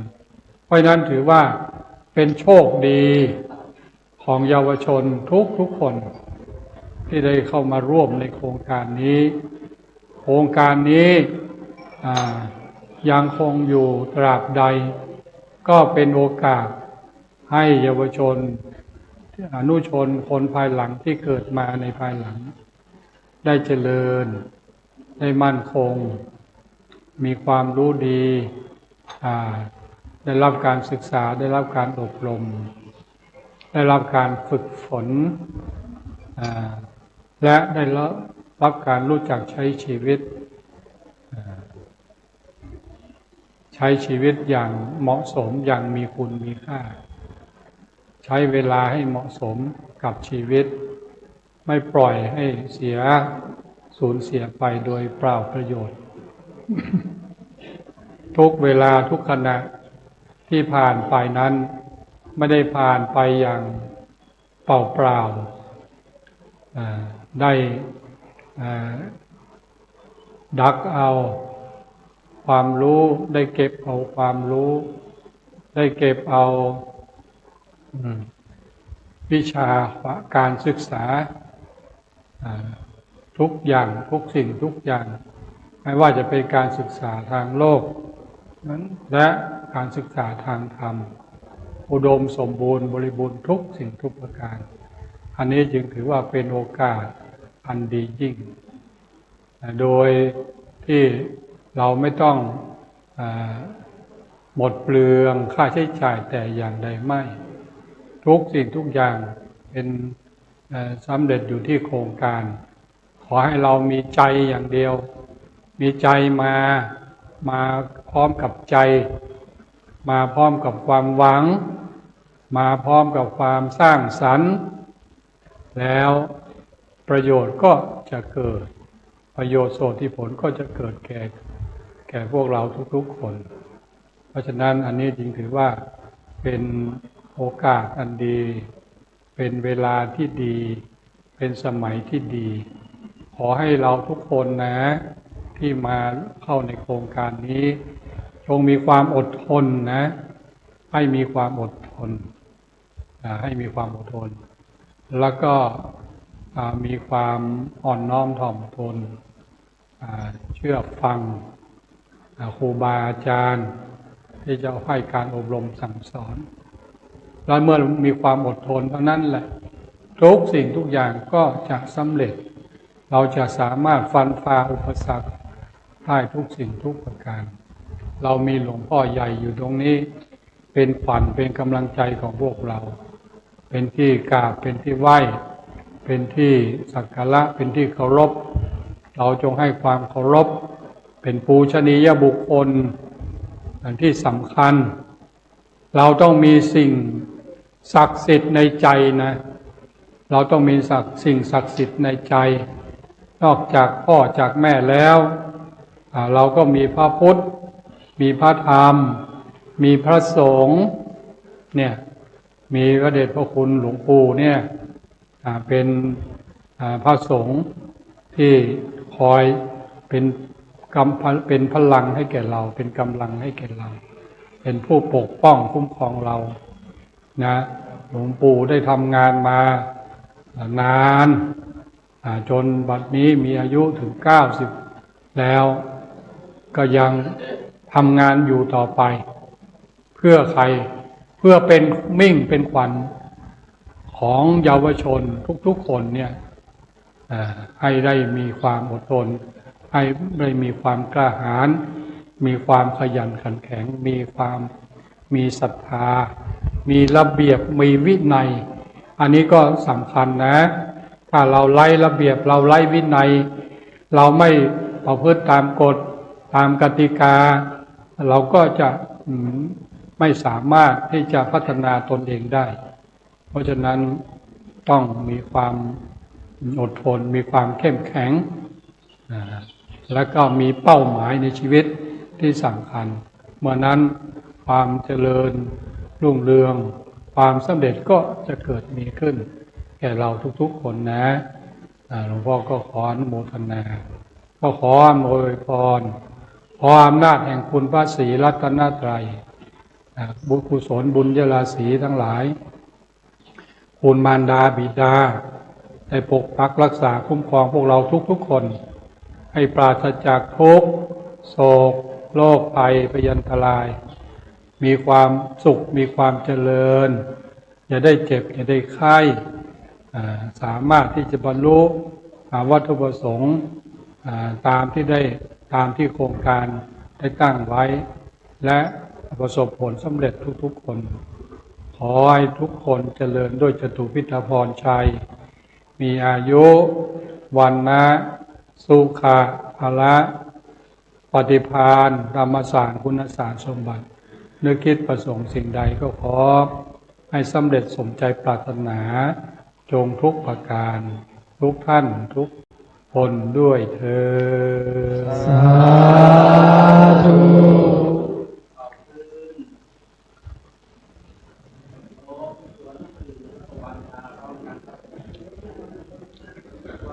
วันทา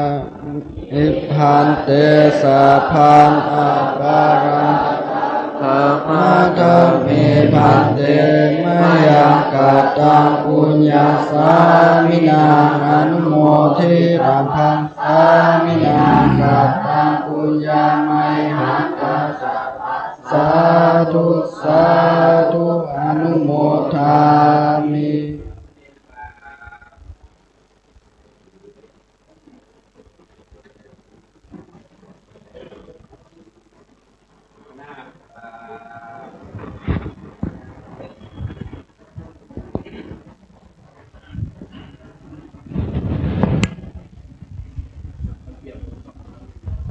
ครับนิมนต์คณะสามเณรและ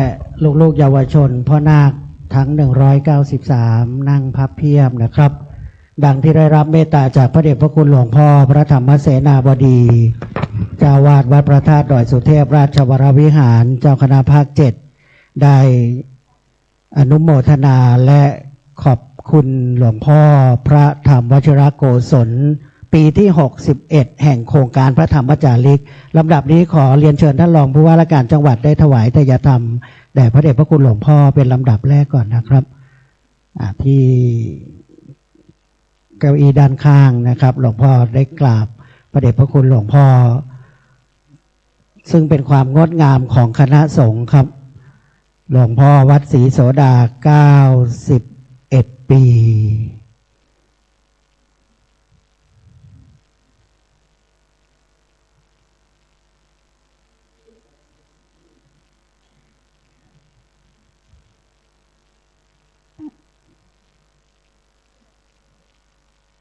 ครับ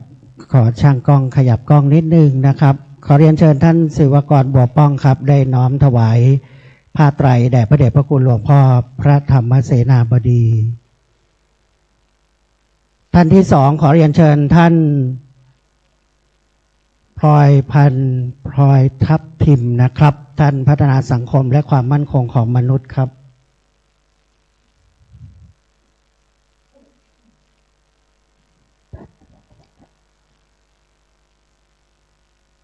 ท่านที่สามขอเรียนเชิญนางมะลิซอครับผู้แทนเยาวชนผู้เข้ารับการบรรพชาอุปสมบทในโครงการจากอำเภอท่าสองยางจังหวัดตากครับ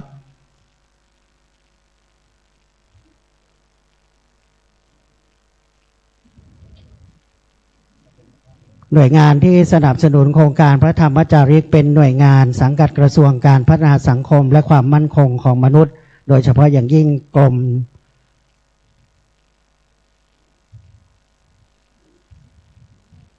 พัฒนาสังคมและสวัสดิการนะครับและก็ในนามเจ้าภาพหลักก็คือโดยศูนย์พัฒนาราษฎรบนพื้นที่สูงจังหวัดเชียงใหม่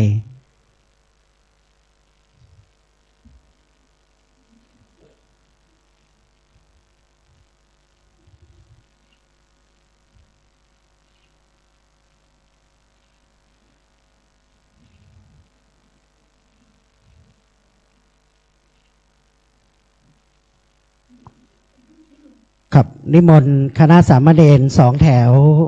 เทียบด้านข้างอาสน์สงฆ์เลยครับ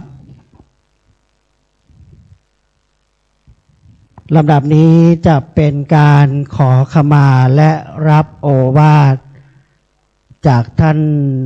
รองผู้ว่าราชการจังหวัดปฏิบัติหน้าที่แทนผู้ว่าราชการจังหวัดเชียงใหม่นะครับ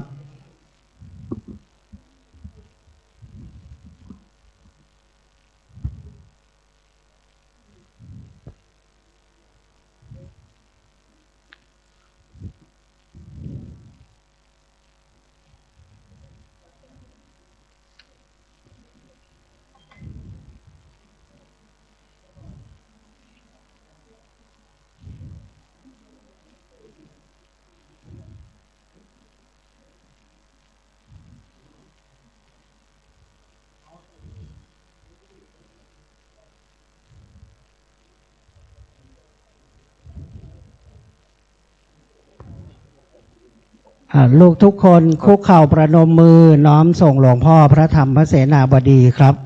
หลวงพ่ออาจจะปฏิบัติศาสนกิจที่โรงพยาบาลสงฆ์มหาราชนครเชียงใหม่นะครับวันนี้มีการทอดผ้าป่าของคณะสงฆ์สนับสนุนโรงพยาบาลสงฆ์ญาติโยมจากพม.เราทุกท่านจะได้คุกเข่านะครับรับเมตตาในพระเดชพระคุณหลวงพ่อ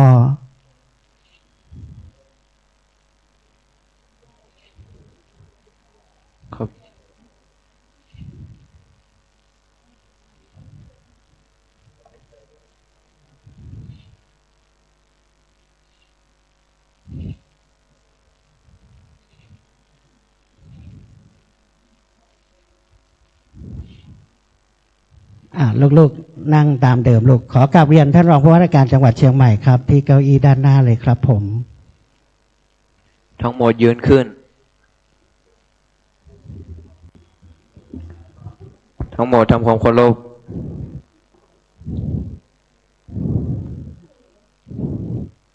ทั้งหมดนั่งลงลำดับนี้ขอเรียนเชิญท่านผู้อำนวยการศูนย์พัฒนาราษฎรบนพื้นที่สูงจังหวัดเชียงใหม่กล่าวรายงานต่อท่านรองผู้ว่าราชการจังหวัดครับ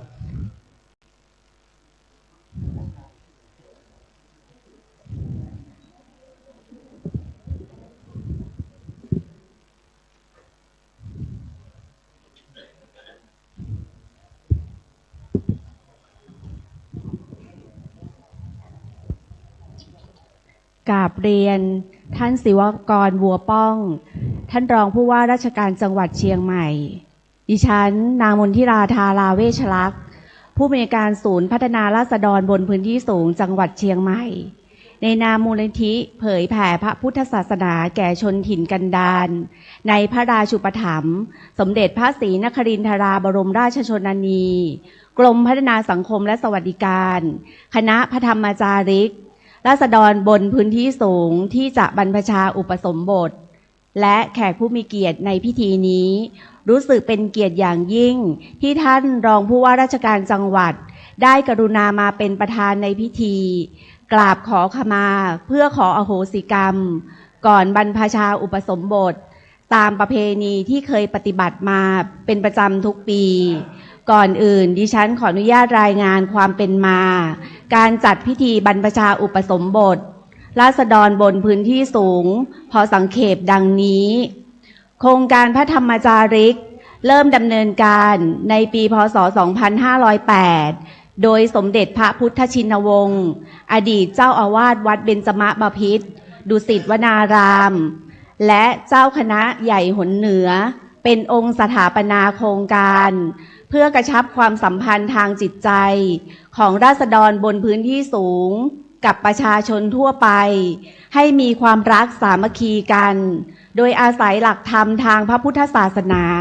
เป็นตัวเชื่อมให้เกิดความสงบสุขและใช้สติปัญญาหาเหตุผลในการดำเนินชีวิตอย่างมีความสุข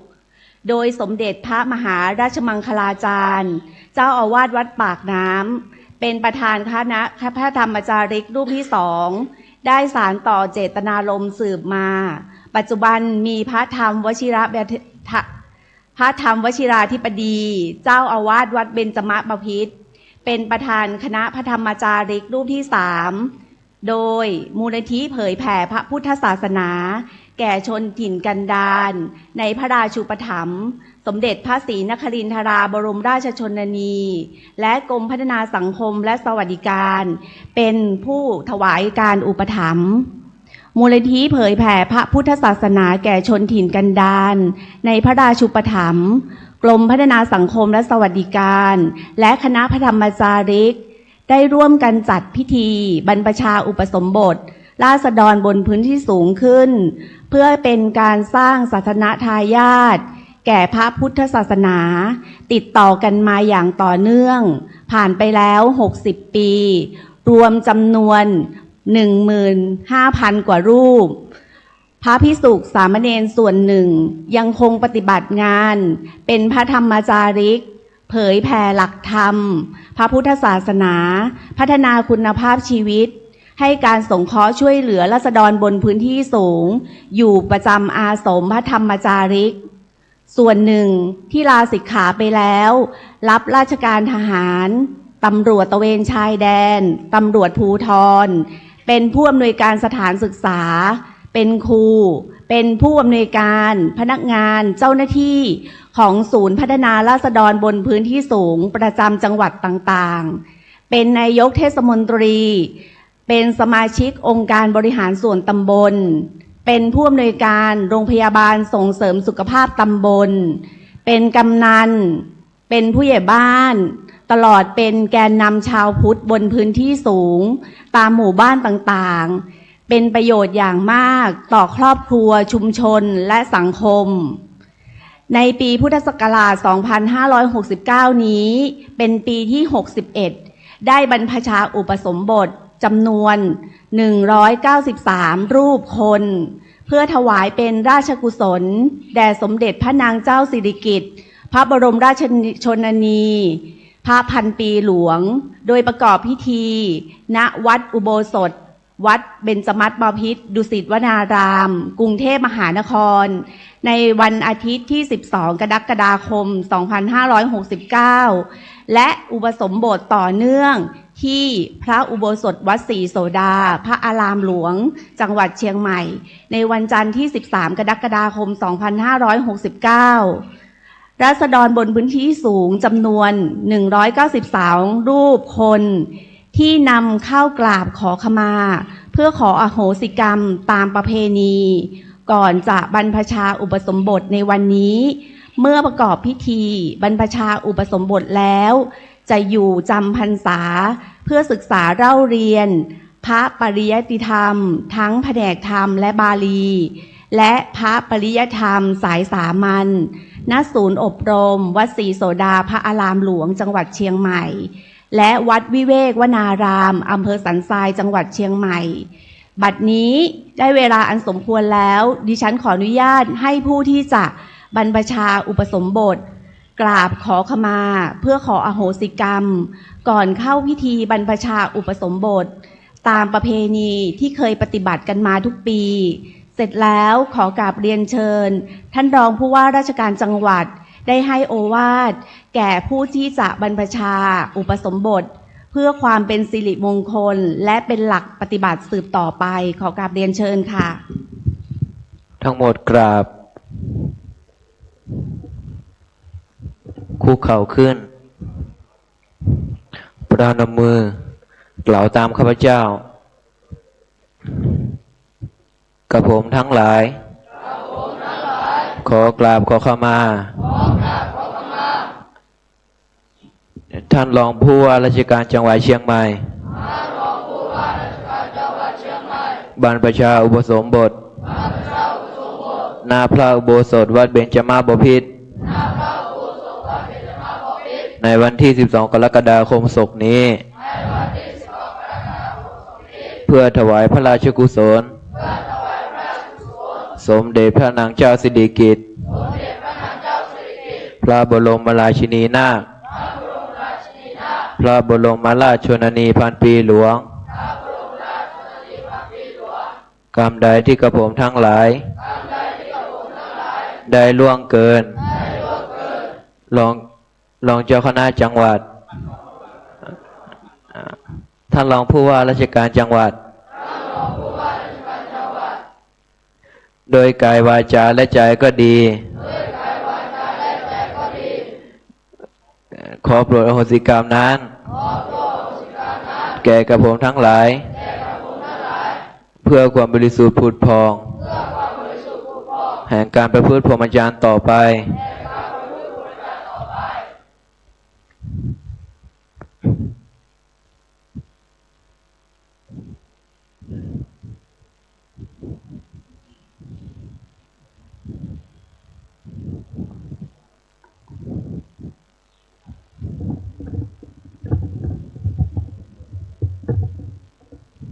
ทั้งหมดนั่งลง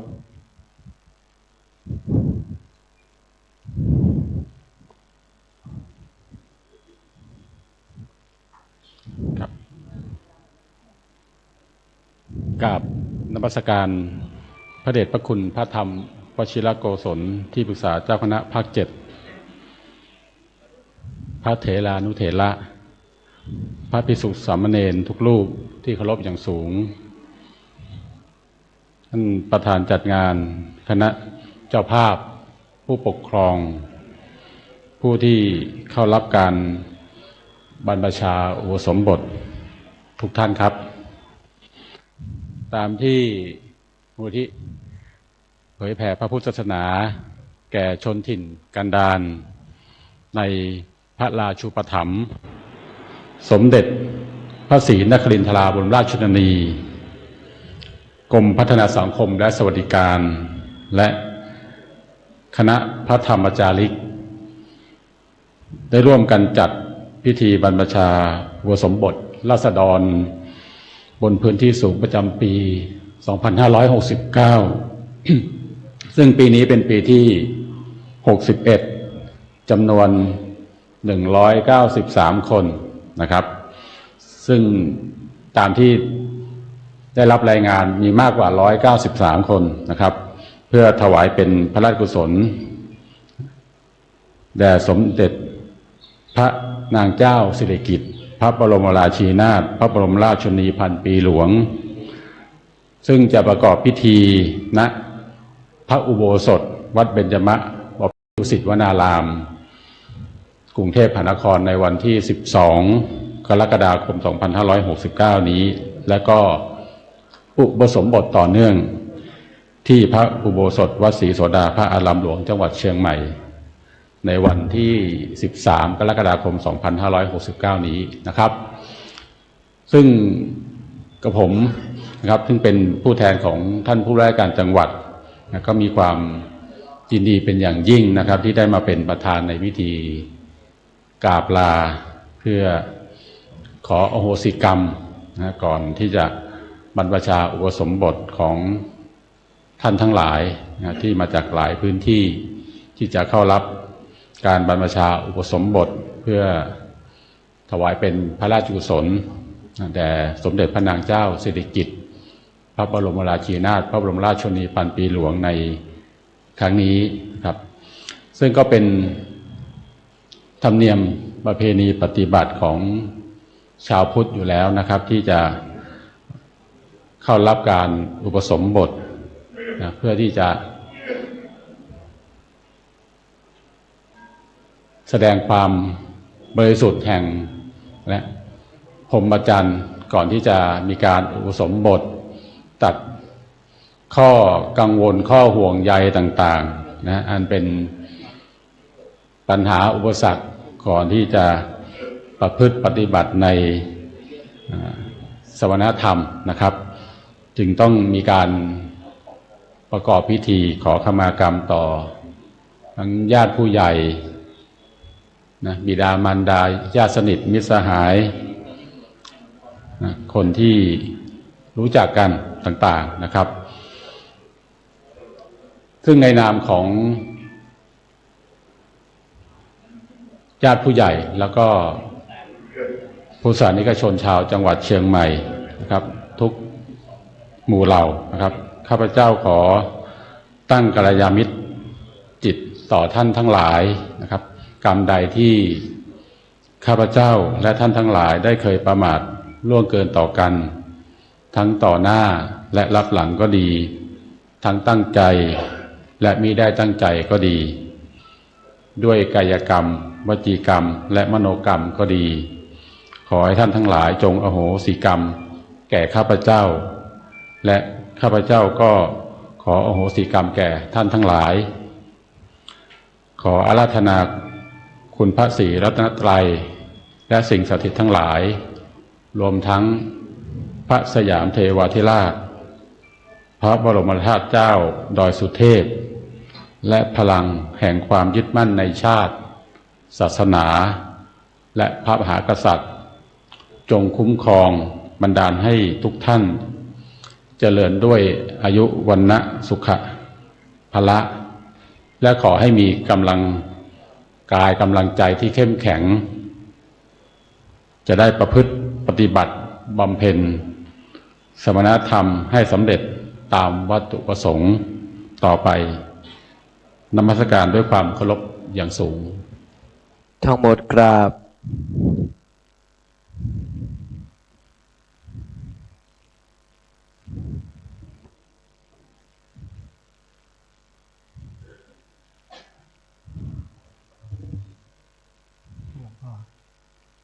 ครับท่านประธานในพิธีได้ให้โอวาทแก่ลูกนาคนะครับลำดับนี้ขอเรียนเชิญท่านนะครับได้รับของที่ระลึกจากพระเดชพระคุณหลวงพ่อพระธรรมวชิรโกศลนะครับเป็นปฏิการะในน้ำใจของคณะพ่อนาคทั้งหมดนะครับ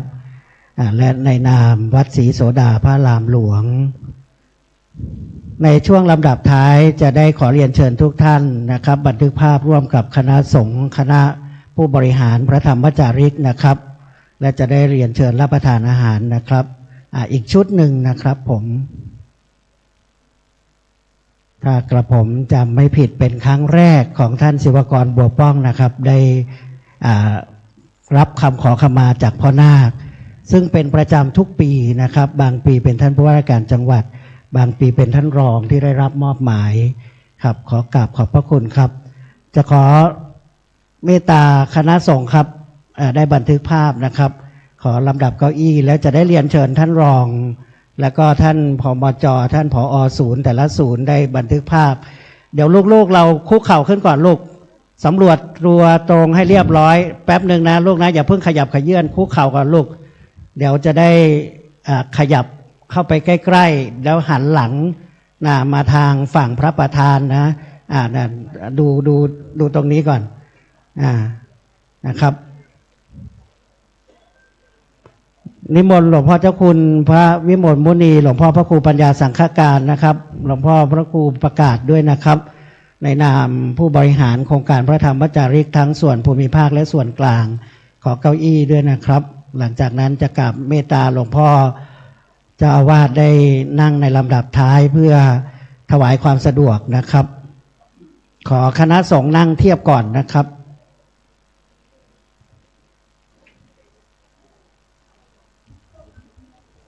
เป็นกิจกรรมที่เป็นมงคลบุญนะครับถ้าบอกกล่าวไปแล้วถ้าในเชียงใหม่เราจัดบวชถึงเกือบ200รูปนี่หาไม่ได้ที่ไหนในแต่ละปียกเว้นวัดศรีโสดาเท่านั้นแล้วก็มาจากท่าสองยางตากจากเชียงใหม่ไกลๆอย่างเช่นชายแดนของเรานะครับแม่ลาน้อยแม่ลาหลวงแมงสอนนี่ก็มาปีที่61นะครับปีที่61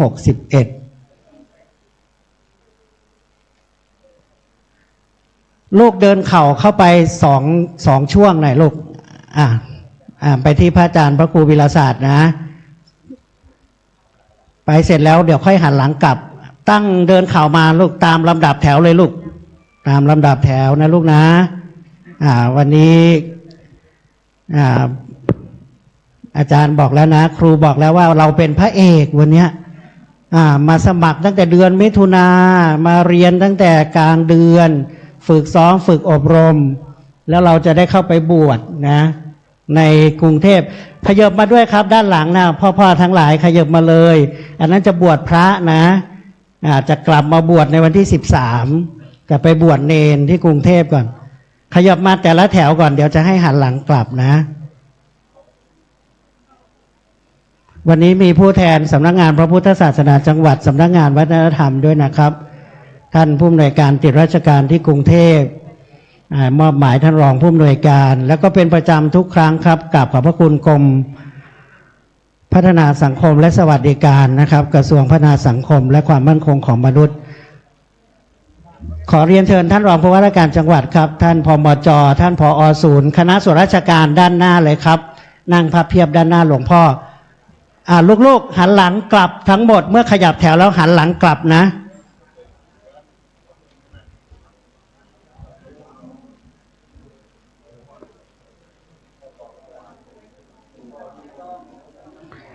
ด้านหน้าสุดให้นั่งพับเพียบ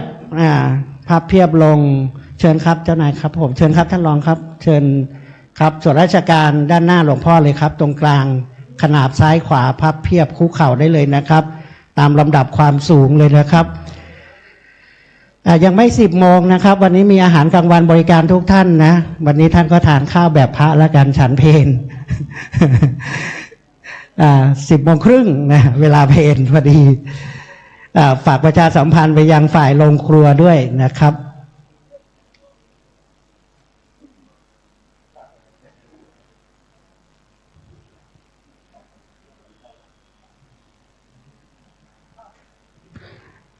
ทั้งหมดมองกล้องนะกล้องก็จะขยับเฟรมออกไปเรื่อยๆนะเริ่มตั้งแต่เฟรมแรกๆด้านหน้าแล้วก็ไล่ขยับไปเรื่อยๆขอบพระคุณฝ่ายถ่ายทอดสดจากคลื่นวิทยุนะครับและถ่ายทอดภาพจากคลื่นพระพุทธศาสนาวัดฝายหินนะครับ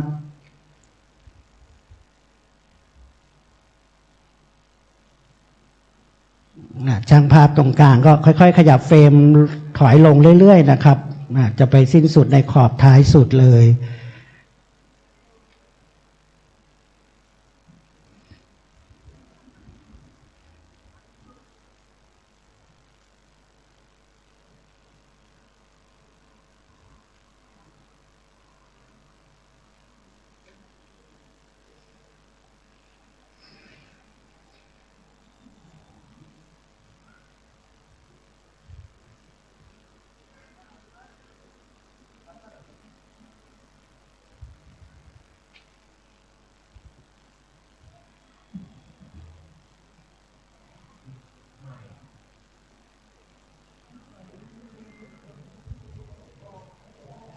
จะขออนุญาตอีกสักครู่นะครับผู้ปกครองฝั่งขวาทั้งหมดขอเราไปอยู่ด้านหลังทางนี้นะครับครับเชิญเลยครับมาไกลนะนิมนต์พระครูสุวรรณได้จัดหน่อยนิดนึงนะครับแป๊บนึงนะครับผู้บริหารทุกท่านนะครับถ้าไม่มีผู้ปกครองในลูกหลานเราไม่ได้มาบวชนะมาไกลนะเฟรมเหล่านี้จะเป็นมงคลในพิธีเฉลิมพระเกียรติมาจากท่าสองยางแม่ละมาดนะหลายเลยนะครับขออนุญาตครับเพราะเรามีเวลาอยู่ครับหลังจากนั้นจะได้กราบนิมนต์หลวงพ่อพำนักที่กุฏิผู้ชายเรายืนได้นะด้านหลังผู้ชายเรายืนได้สุภาพสตรีอาจจะนั่งคุกเข่าแทรกๆนะครับผู้ชายที่แต่งชุดชนเผ่าเรายืนได้นะยืนซ้ายขวาเลยนะถ้าลองจัดลำดับแถวได้นะ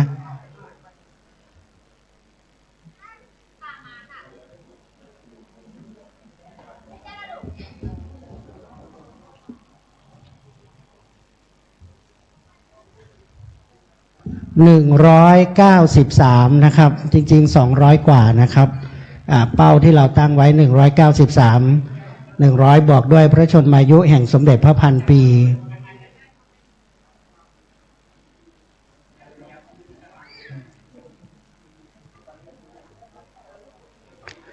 แม่ที่อยู่ด้านหลังกระยงขึ้นนะแม่นะแม่ไปนั่งพับเพียบเขาก็มองไม่เห็นนะแม่นะ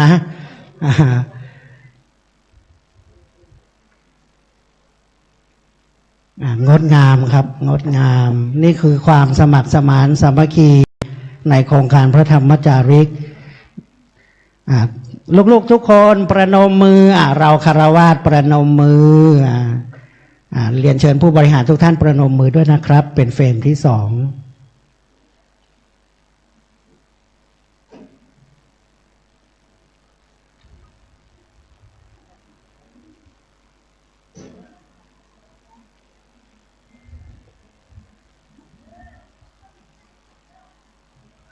ครับกราบขอบพระคุณทุกท่านนะครับเรียนเชิญท่านรองและทุกท่านได้กราบหลวงพ่อนะครับและบางท่านอาจจะขอถ่ายรูปกับลูกๆเยาวชนนะครับสักครู่ในเวลาอีกสัก 20-30 นาทีเชิญทานอาหารนะครับมีกาแฟสดบริการทุกท่าน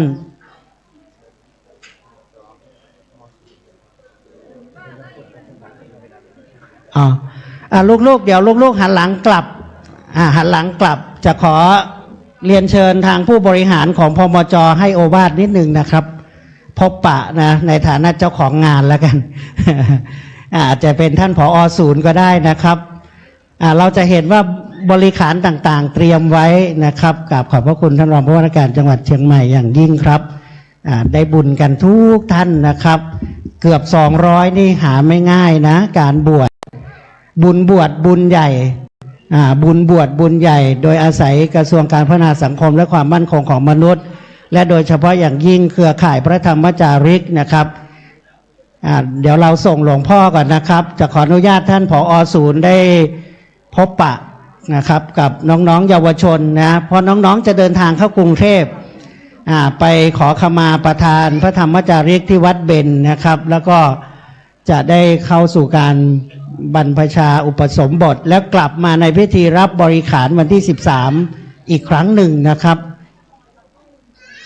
ก็อีก4วันวันนี้วันที่9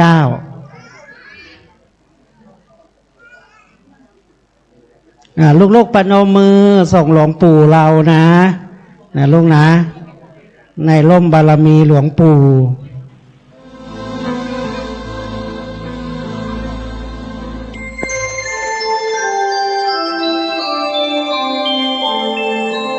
ขณะนี้ท่านกำลังฟังสถานีวิทยุกระจายเสียง FM 61 ปีโครงการนี้สถิตณวัดศรีโสดา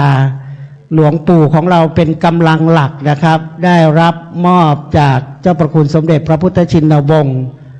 องค์ประถมพระธรรมจาริกหลวงปู่เคยอยู่วัดเบญจมบพิตรเป็นพระครูประหลัดในสมเด็จ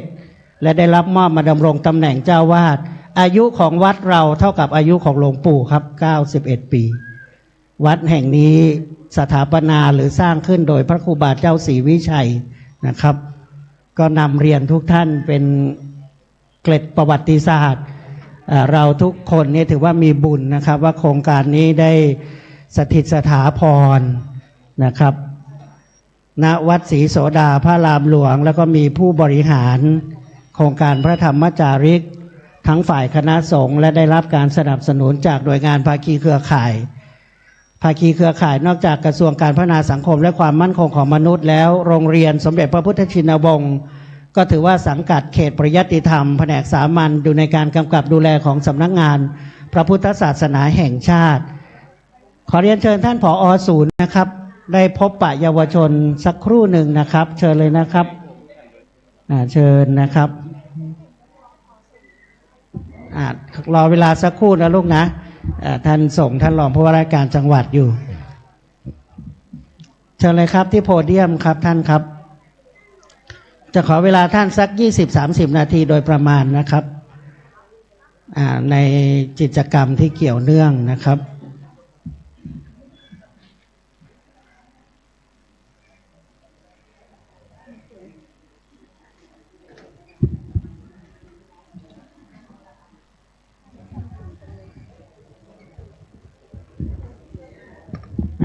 ท่านไม่ต้องใช้โพเดียมเราผมว่าให้เด่นดีครับกันเองเลยท่านจะมีถ่ายทอดสดนะครับ ค่ะค่ะ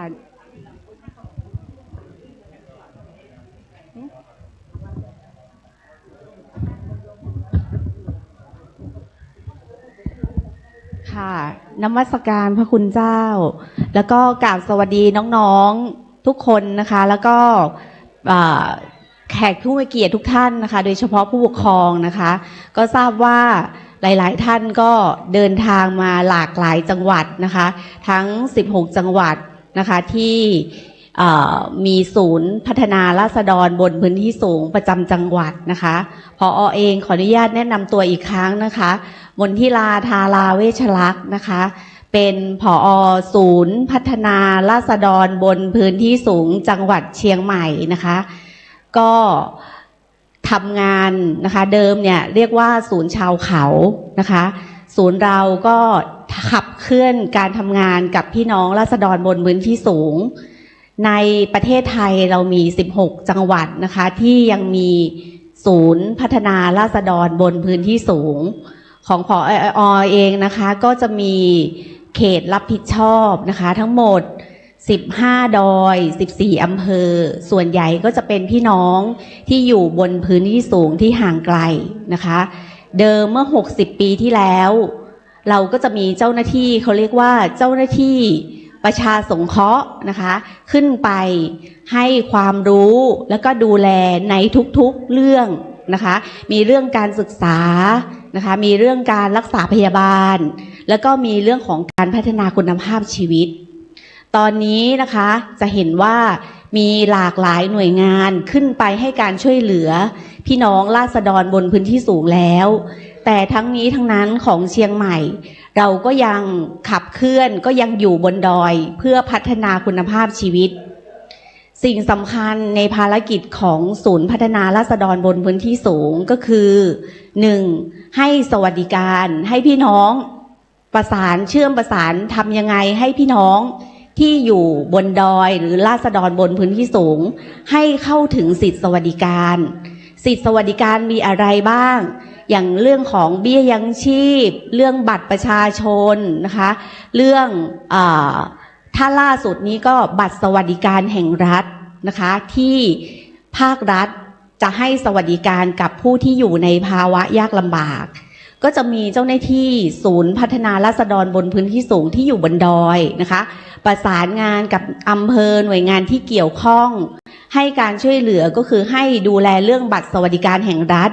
ใครอยู่กลุ่มหนึ่งก็ต้องยืนยันตัวตนนะคะใครอยู่กลุ่ม2ที่เพิ่มขึ้นก็ต้องไปเช็ครายละเอียดข้อมูลยืนยันตัวตนเพื่อจะได้รับสวัสดิการและที่สำคัญก็คือกลุ่ม3กลุ่มที่ยังไม่ได้รับสวัสดิการตรงนี้นะคะก็เป็นแนวทางของกระทรวงการพัฒนาสังคมและความมั่นคงของมนุษย์ที่เน้นย้ำว่าให้กลุ่ม3นี้นะคะลงทะเบียนที่อำเภอหรือที่เขตนะคะที่ศูนย์พัฒนาราษฎรบนพื้นที่สูงตั้งอยู่นะคะใน10เขต14อำเภอนะคะก็สามารถแจ้งได้นี่เรียกว่าสิทธิสวัสดิการพื้นฐานที่พวกเราควรจะได้รับนะคะและตอนนี้ยิ่งมีเรื่องของพรบชาติพันธุ์นะคะก็จะเน้นในเรื่องสิทธิสวัสดิการเบื้องต้นนะคะให้พี่น้องทุกคนโดยเฉพาะน้องๆนะคะเข้าสิทธิสวัสดิการเข้าถึงสิทธิสวัสดิการขั้นพื้นฐานอันนี้เป็นภารกิจแรกเรื่องของสวัสดิการนะคะเรื่องที่2นะคะเรื่องการพัฒนาคุณภาพชีวิตของพี่น้องราษฎรบนพื้นที่สูงอันนี้เราก็จะเน้นย้ำว่าเรามีกลไก2อันนะคะ1เรื่องของคณะกรรมการในพื้นที่ศูนย์พัฒนาราษฎรบนพื้นที่สูง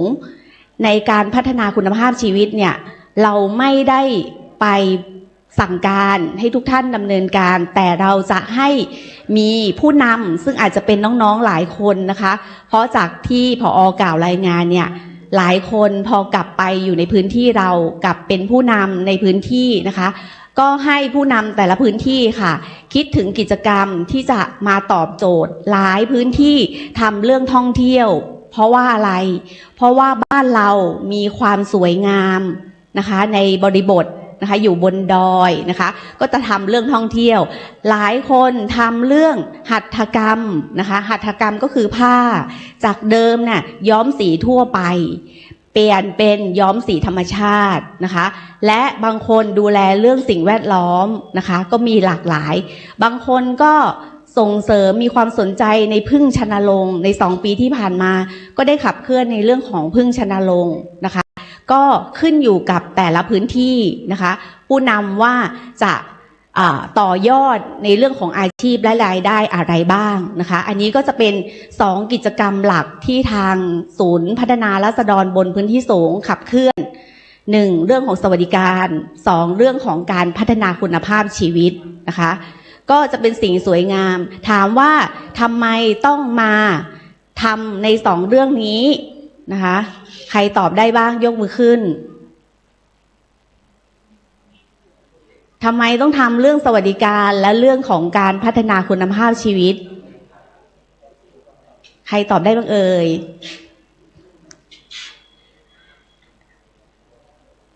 เพราะว่านะคะ1นะคะก็คือว่ายังมีพี่น้องหลายคนที่อยู่บนดอยนะคะยังต้องได้รับสิทธิ์ยังไม่เข้าไม่ถึงสิทธิ์นะคะและที่สำคัญก็ยังอยู่ในภาวะยากลำบากอยู่การต่อยอดการส่งเสริมเรื่องอาชีพจึงเป็นสิ่งสำคัญนะคะอันนี้ก็เลยทำเรื่องของคณะกรรมการให้มีความเข้มแข็งแล้วก็ทำเขาเรียกว่าแอคชั่นแพลนเนาะทำแผนสั้นกลางยาวให้แต่ละพื้นที่ว่าแต่ละพื้นที่จะส่งเสริมหรือต่อยอดเรื่องของผลิตภัณฑ์ชนิดไหน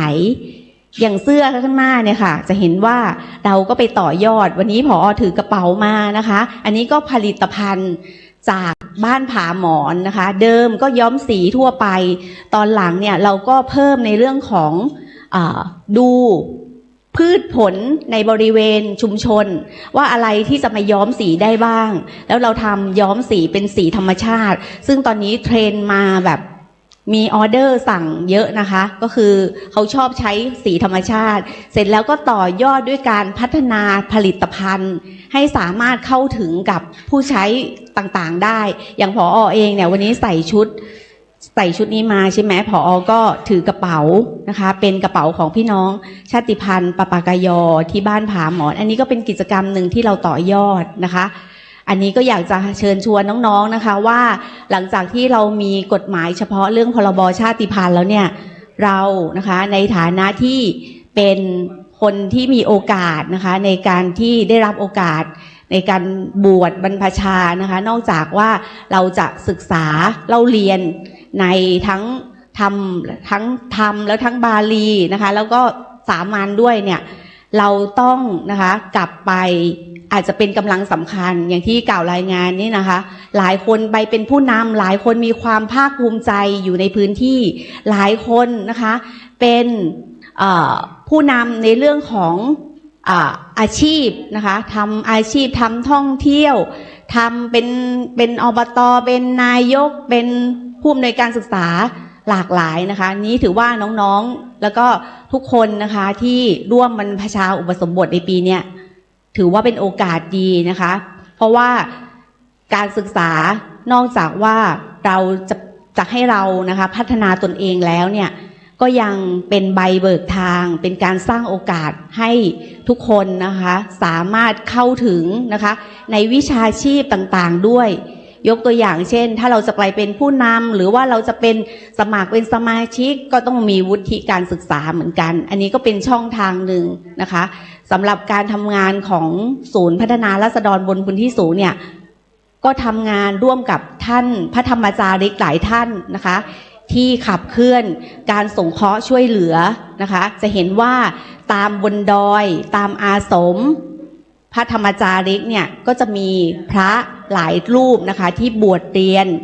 บวชจากโครงการบรรพชาอุปสมบทราษฎรบนพื้นที่สูงเนี่ยนะคะก็ไปอยู่ในอาสมพระธรรมจาริกและทำไมสิ่งสำคัญคือช่วยเหลือนะคะก็ทางศูนย์เองนะคะก็ให้เป็นอาสาสมัครพัฒนาสังคมนะคะเพื่อที่จะดูชี้เป้านะคะว่ามีใครคนไหนที่ยังอยู่ข้างบนแล้ว จนมากลำบากจริงนะคะก็สามารถที่จะแจ้งให้กับทางศูนย์หรือหัวหน้าเขตหรือนะคะประสานมาทางที่พม.นะคะทุกหน่วยงานวันนี้ก็มาเกือบทั้งหมดนะคะก็จะได้เข้าไปช่วยเหลืออย่างถูกต้องนะคะไม่ว่าจะเป็นคนที่จนมากลำบากจริงนะคะหรือคนที่พิการด้อยโอกาสต่างๆก็สามารถเป็นผู้ที่ชี้เป้า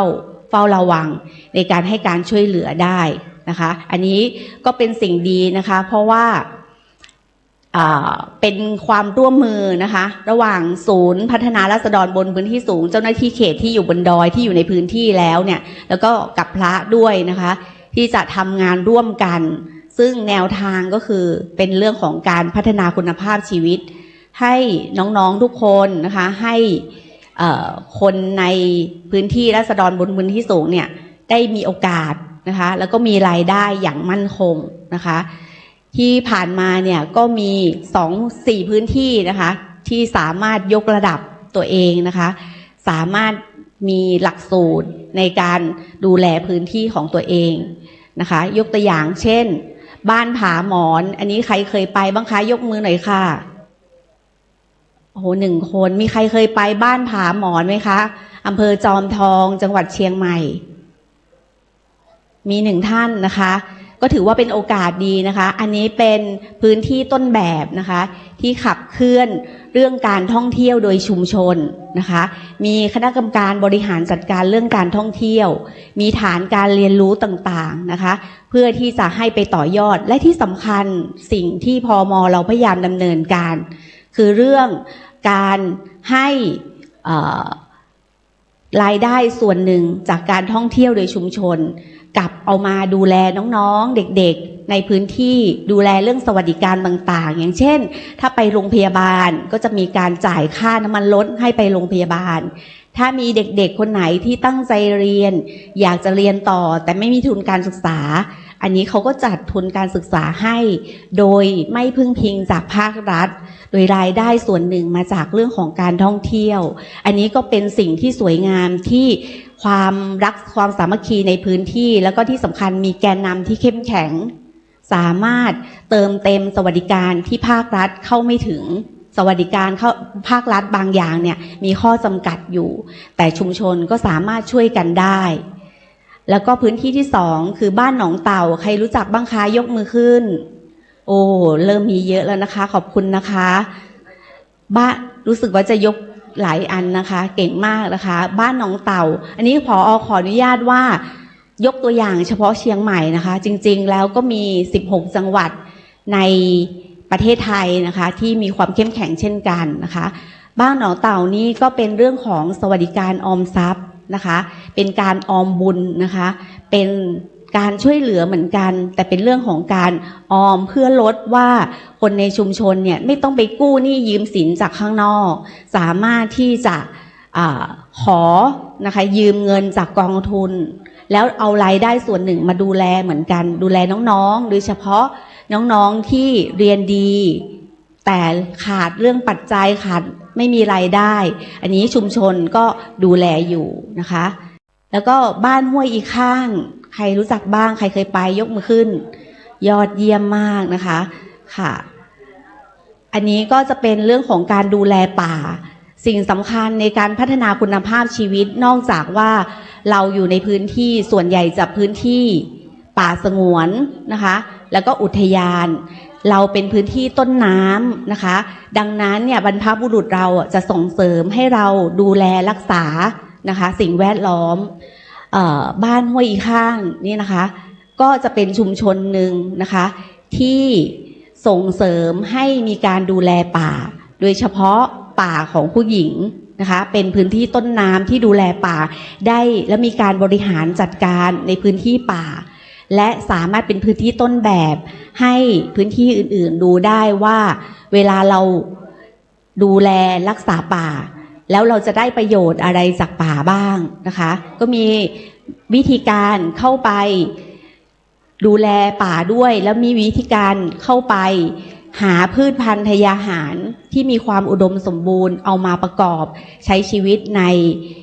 ในชีวิตประจำวันได้ด้วยอันนี้ก็จะเป็นตัวอย่างหนึ่งที่ดูแลเรื่องของป่าได้ดีแล้วพื้นที่ที่ 4ใครรู้จักบ้างคะบ้านผาลายยังไม่รู้จักเนาะไม่เป็นไรนะคะอย่างที่ว่านะคะเรามีมาหลากหลายจังหวัดนะคะบางทีจังหวัดเชียงใหม่เองเนี่ยก็อาจจะหลายท่านอาจจะแบบไม่คุ้นชินนะคะก็แต่ผอ.อยู่เชียงใหม่ก็เลยขออนุญาตยกตัวอย่างเฉพาะเชียงใหม่นะคะบ้านผาลายนี้ก็จะเป็นชุมชนชาติพันธุ์ที่เป็นพหุวัฒนธรรมมีหลายชาติพันธุ์ที่อยู่ด้วยกันแต่อยู่ด้วยกันอย่างมีความสุขนะคะอันนี้ก็จะเป็นอีกหนึ่งพื้นที่ที่สามารถไปเรียนรู้ได้นะคะในพื้นที่ที่เป็นต้นแบบของศูนย์เรานะคะแล้วก็อย่างที่ว่านะคะวันนี้พอเห็นภาพบรรยากาศก็ดีใจนะคะแทนผู้ปกครองนะคะแทนผู้จัดทุกท่านนะคะที่เห็นถึงความตั้งใจของน้องๆนะคะที่อยากจะนะคะร่วมกิจกรรมบรรพชาอุปสมบทและนะคะจะเป็นการฝึกด้วยเนาะไม่ว่าจะเป็นฝึกเรื่องของวินัยฝึกเรื่องของความอดทนนะคะฝึกเรื่องของการอยู่ร่วมกันฝึกหลายๆฝึกนะคะก็อยากให้ทุกคนนะคะที่เข้าร่วมบรรพชาอุปสมบทนะคะมีความตั้งใจจริงนะคะที่จะทำงานที่จะทำภารกิจนี้นะคะและเชื่อว่าทุกท่านกลับไปเนี่ยจะกลายเป็นผู้นำนะคะแล้วก็จะกลายเป็นต้นแบบนะคะให้กับคนในพื้นที่และที่สำคัญนะคะจะเป็นคนที่เข้มแข็งและมีพลังในการที่จะไปดูแลกลุ่มในหมู่บ้านในชุมชนของเราให้เกิดการพัฒนาที่ยั่งยืนและเชื่อว่านะคะถ้ามีกิจกรรมหรือมีงานอะไรที่ทางศูนย์พัฒนาราษฎรบนพื้นที่สูงไม่ใช่เฉพาะเชียงใหม่นะคะทุกจังหวัดเลยนะคะที่จะให้ช่วยประสานงานหรือให้ดำเนินการตามภารกิจนะคะก็มีความยินดีเป็นอย่างยิ่งนะคะสามารถที่จะแจ้งได้นะคะแล้วก็สามารถที่จะบอกกล่าวให้เกิดความร่วมมือกันในทุกๆภารกิจนะคะต้องขอบคุณทุกท่านนะคะค่ะขอบคุณค่ะ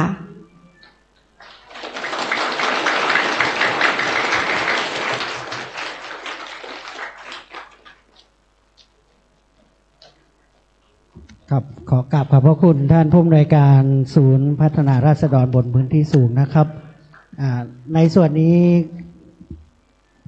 กราบนิมนต์ท่านหลวงพ่อพระครูมนูญนะครับจะได้ชี้แจงข้อระเบียบต่างๆก่อนที่จะได้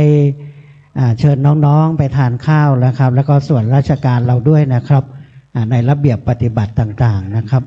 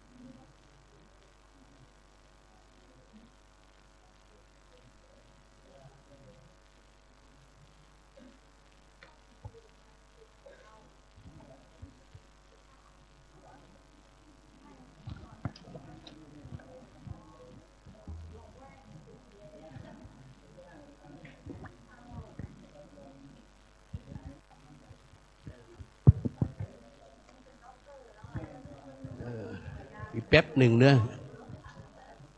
เมื่อกี้ท่านผอ.ได้ฝากพวกเราว่าให้พวกเราอดทนนะครับอดทนแล้วก็พยายามโดยเฉพาะกลุ่มข้างหน้าที่เรานั่งหน้าสุดเนี่ยต้องอดทนให้มากอย่าแย่กันเพราะวันที่11 12ที่เราไปนั่งที่วิหารพจน์วัดเบญจ ข้างหน้าเราเนี่ยมีญาติโยมเต็มหมดเลย เต็มหมด เราก็แย่กัน ไม่มีความอดทนพอเราคุยกันเราฝึกกันมานานแล้วนะครับวันนี้ตุลุงอยากจะฟังอีกครั้งหนึ่งการอนุโมทนาที่พวกเราจะไปอนุโมทนาที่วัดเบญจมบพิตรในวันที่เท่าไหร่ครับ11นี่ทั้งวันนะครับ12ก็ครึ่งวันโดยรัพพิพลจะเป็นผู้กล่าวขอบคุณโดยสมณเณรอะไรนะครับยถาสมณเณรภูมิกรเป็นผู้ตั้งยถาเมื่อตัวแทนกล่าวขอบคุณแล้วภูมิกรก็ยถจบพระวันชัยก็สพพีติโยเราก็รับทั้งหมดวิวัตรใช่ไหมครับวิวัตรชันตุนั่งพับเพียบทุกคนสิเอาฟังกระผมทั้งหลายขอกราบขอบพระคุณท่านเจ้าภาพที่พร้อมใจเป็นกุศลสามัคคีในการเป็นเจ้าภาพบรรพชาอุปสมบทกระผมทั้งหลายครั้งนี้เพื่อถวายพระราชกุศลสมเด็จพระนางเจ้าสิริกิติ์พระบรมราชินีนาถพระบรมราชชนนีพันปีหลวงกระผมทั้งหลายจะตั้งใจศึกษาพระธรรมวินัยยึดมั่นในหลักธรรมของพระพุทธศาสนาขอกราบขอบพระคุณครับผมยัตถาวาริวหามปุราปาริปุเรนติสังขารานเอวะเมวะอิโตทินังเปตนาอุปคปติกอิชิตังปฏิตังตุหาคิปะเมวะสัมมิชันตุสัพเพปุเรนตุสังขปานจันโทปนาราโสยัตถามณิโชติราโสยัตถาโยวิวาสัพสาตุมาเตไม่เอาแบบนี้ไม่เอาสัพพิติโยต้องไปตามเสียงนี้เราวิวาชาตุนี่เราเสียงไม่เข้ามันไม่ได้คีย์กันต้องสูงเหมือนกันสัพพิติโยเววาชาตุมันไม่น่าฟังเราต้องตามเสียงสัพพีให้ได้นะครับเราจะไปเอาไม้ใกล้เอาอีกครั้งหนึ่งกระผมทั้งหลายขอกราบขอบพระคุณท่านเจ้าภาพที่พร้อมใจเป็นกุศลสามัคคีในการเป็นเจ้าภาพบรรพชาอุปสมบทกระผมทั้งหลายครั้งนี้เพื่อถวายพระราชกุศลสมเด็จพระนางเจ้าสิริกิติ์พระบรมราชินีนาถพระบรมราชชนนีพันปีหลวงกระผมทั้งหลายจะตั้งใจศึกษาพระธรรมวินัยยึดมั่นในหลักธรรมของพระพุทธศาสนาขอกราบขอบพระคุณครับผมยัตถาวาริวหามปุราปาริปุเรนติสังขารานเอวะเมวะอิโตทินังเปตนาอุปคปติกอิชิตังปาทิตังตุหาคิปะเมวะสัมมิชันตุสัพเพปุเรนตุสังขปานจันโทปนะราโสยถามณิโชติราโสยถาวิวันชันตุสัพไม่ต้องไปเสียงนี้ต้องไปเสียงนี้เราจะไปเอาไม้เข้าใกล้คายุโกภาวะอภิวันธนาเสริสานิจาวุธาปัจจา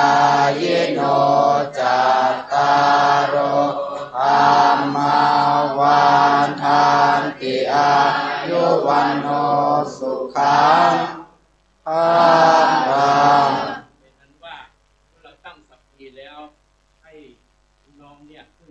เมื่อเราตั้งยถาแล้วไม่ต้องเอาไม้เข้าใกล้นะเสียงเราไม่เข้ามันไปคนละทีเลยเข้าใจนะครับต้องให้น้องๆรับสัพพีนะครับครับผม ให้เข้าใจให้เป็นแบบนี้นะห้ามเอาไปใกล้นะครับงั้นก็ไปคนละที่นะครับเข้าใจนะครับให้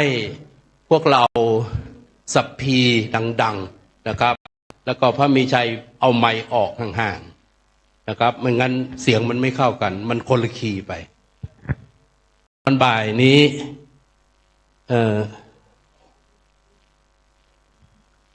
เวลาที่เราจะเดินทางนะครับเวลา 17 นาฬิการถทุกคันเนี่ยมีบัตรหมดละแต่ละคันรถจะมีบัตรที่นั่งเอาไว้เราก็ไปพร้อมกันที่รถอย่าพึ่งขึ้นจะมีพระอาจารย์คอยจัดพระอาจารย์พระพี่เลี้ยงแต่ละคันเนี่ยคอยจัดให้พวกเราได้ขึ้นรถนะครับคนที่ไม่มารับบัตร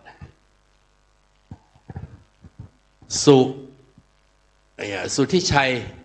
คันที่ 1เอามาเลยมา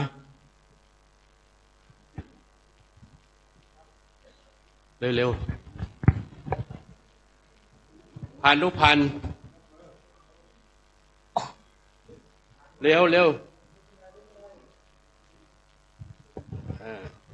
บุรเศรษฐ์ธินวัฒน์สลันอะไรสรพันธ์อะไรนี่อันว่าไหนเอา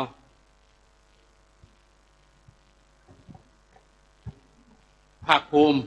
ไม่มีบัตรก็ไม่ได้ขึ้นรถนะวะพงพันธ์ธนวัฒน์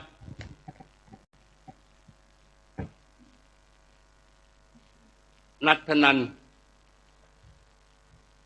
และพีรพลธนากรวรพลศิลภพ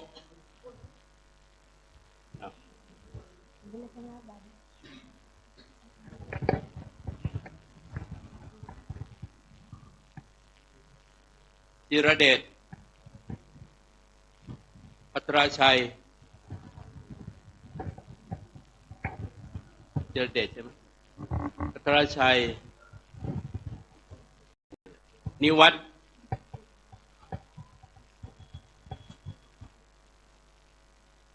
นันทวัฒน์ทวีศักดิ์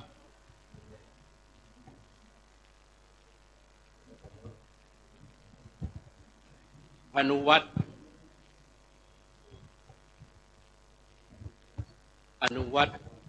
ทศพล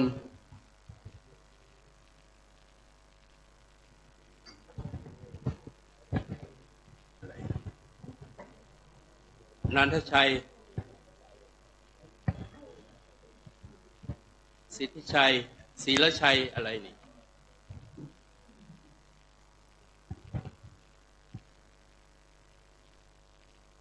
พุทธิพัฒน์หรือพุทธิพัฒน์อะไรมีไหมหรือพิมพ์ผิดพุพิพัฒน์มีไหมผาสุขอมรชื่ออะไรนะมันจะตกไปหน่อยชุมพลวิทยาหมดแล้วนะทุกคนมีบัตรหมดแล้วนะอีกครั้งหนึ่งนะพีรพลและพี่พลอีกครั้งหนึ่งแล้วก็สัพพีดังๆนะครับมันจะได้พร้อมกันไปอีกครั้งหนึ่ง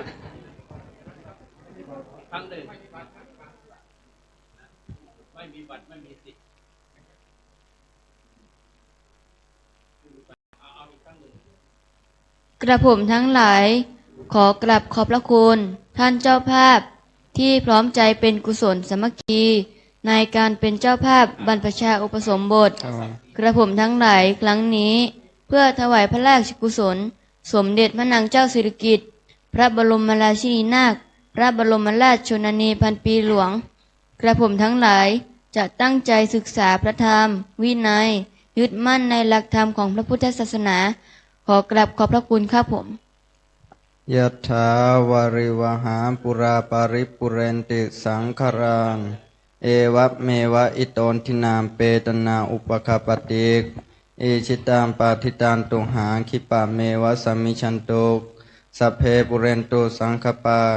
จันโทปนาราโสยะถามณีชนติราโสยะถาสัพเพติโยวิวัช เดี๋ยวข้างหลังอย่าพึ่งนะครับ ข้างหลังอย่าพึ่งนะ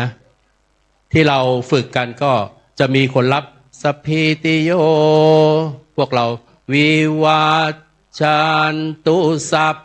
นะครับ ข้างหลังอย่าพึ่งนะครับลองพอมะนีโชติระโสยถาจะมีคนลองว่าสัพพิติโยพวกเราวิวัชครับ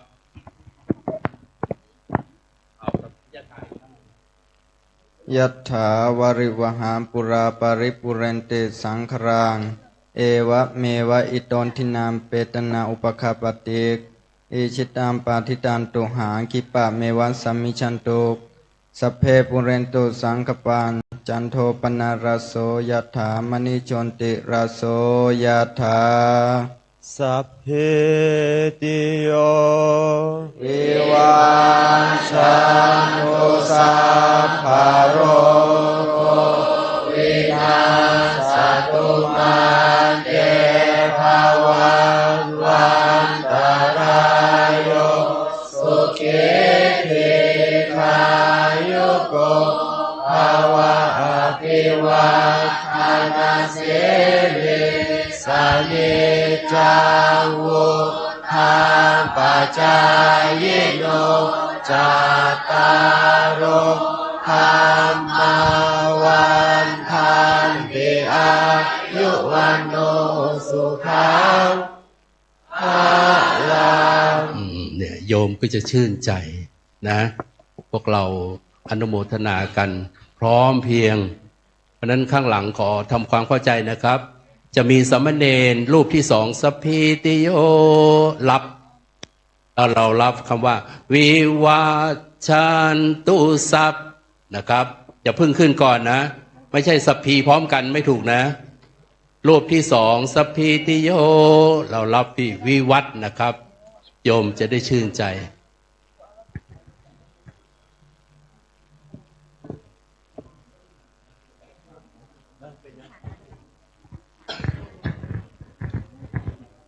ตอนเย็นเราจะออกเดินทางนะครับเหมือนที่หลวงพ่อพระครูมนูนกิจจานุกิจได้แจ้งให้กับพวกเรานะครับ5 โมงเย็นก็จะขึ้นรถแล้วก็จะล้อหมุนจุดหมายปลายทางอยู่ที่บ้านสุขาวดีที่จังหวัดชลบุรีที่อำเภอบางละมุงนะครับก็จะได้อาบน้ำรับประทานอาหารเช้าเสร็จแล้วก็รับข้าวห่อแล้วก็เดินทางไปเยี่ยมชมสถานที่ต่างๆนะครับในเขตที่เราผ่านแล้วจะกลับเข้าสู่วัดเบญจมบพิตรนะครับตอนเย็น 16 นาฬิกาก็จะเข้ากราบลาท่านรัฐมนตรีนะครับเสร็จแล้วก็จะโกนผมนะครับก็จะเข้าสู่ที่พักก็เป็นอันเสร็จพิธีในวันที่1เสร็จภารกิจกันในวันที่1นะครับในการเดินทางปีนี้เราจะได้เข้ากราบพระศพของพระพันปีหลวงแล้วก็พระองค์พาด้วยนะครับเพราะฉะนั้นขอให้ทุกรูปขอให้ทุกท่านนะครับได้ติดบัตรประชาชนใส่กระเป๋าไปด้วยนะครับบัตรประชาชนนะ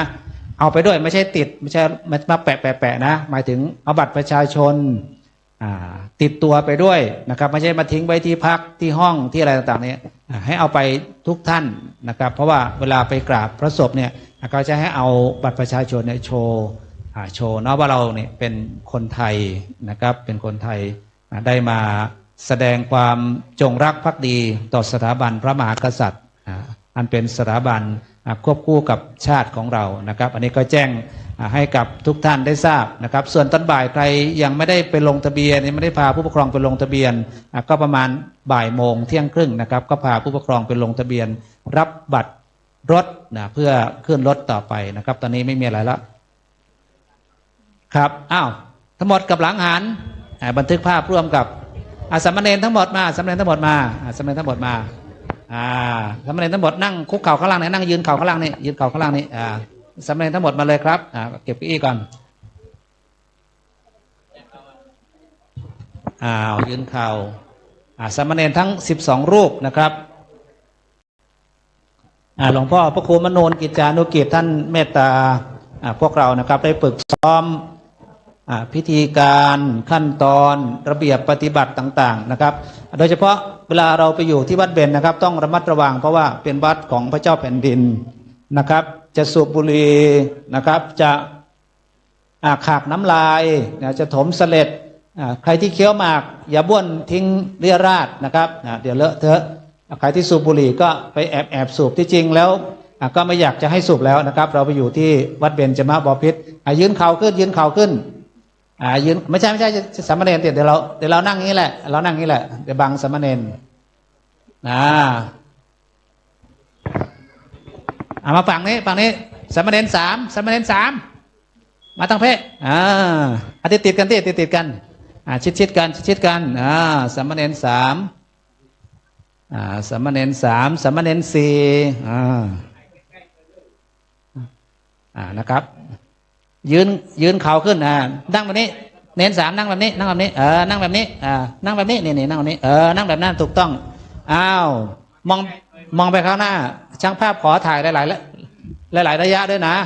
ระยะไกลระยะใกล้ระยะกลางนะครับมองกล้องหันไปด้านหน้า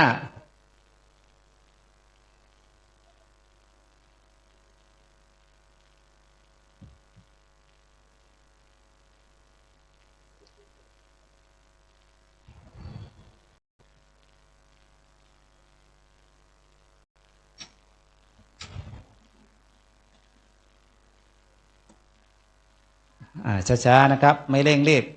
ปีนี้พิธีการของเราตรงเวลานะครับตรงเวลากระชับฉับไวทำให้เรามีเวลาพักผ่อนที่เป็นตัวแทนนะครับกล่าวคำต่างๆก็พยายามไปท่องให้ได้ปากเปล่านะครับไม่หยิบโพยไม่หยิบกระดาษขึ้นมาอ่านเนาะก็จะสร้างความประทับใจให้กับเจ้าภาพให้กับท่านรัฐมนตรีให้กับหลวงพ่อที่วัดเบญนะครับมากยิ่งขึ้นกับหลังหันบูชาพระพร้อมกันนะครับ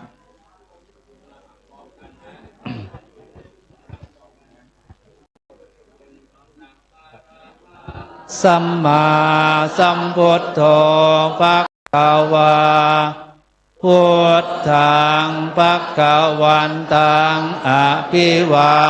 เทมิสวากา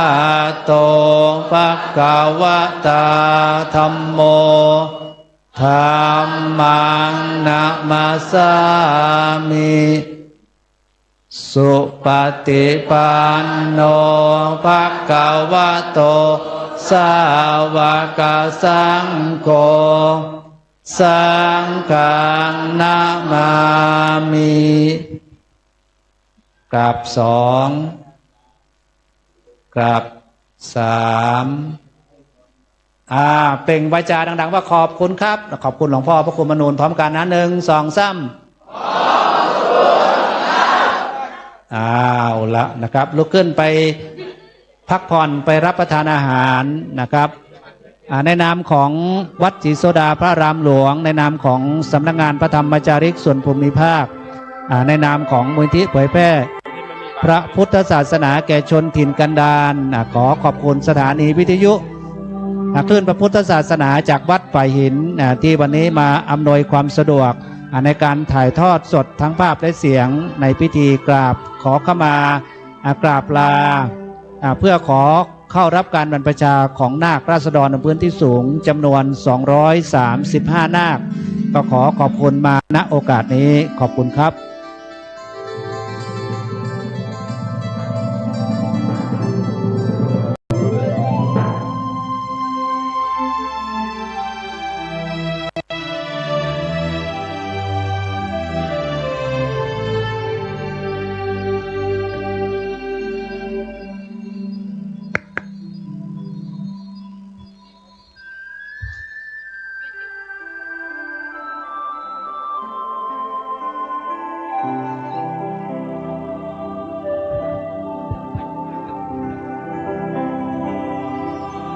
ญาติโยมที่มาจาก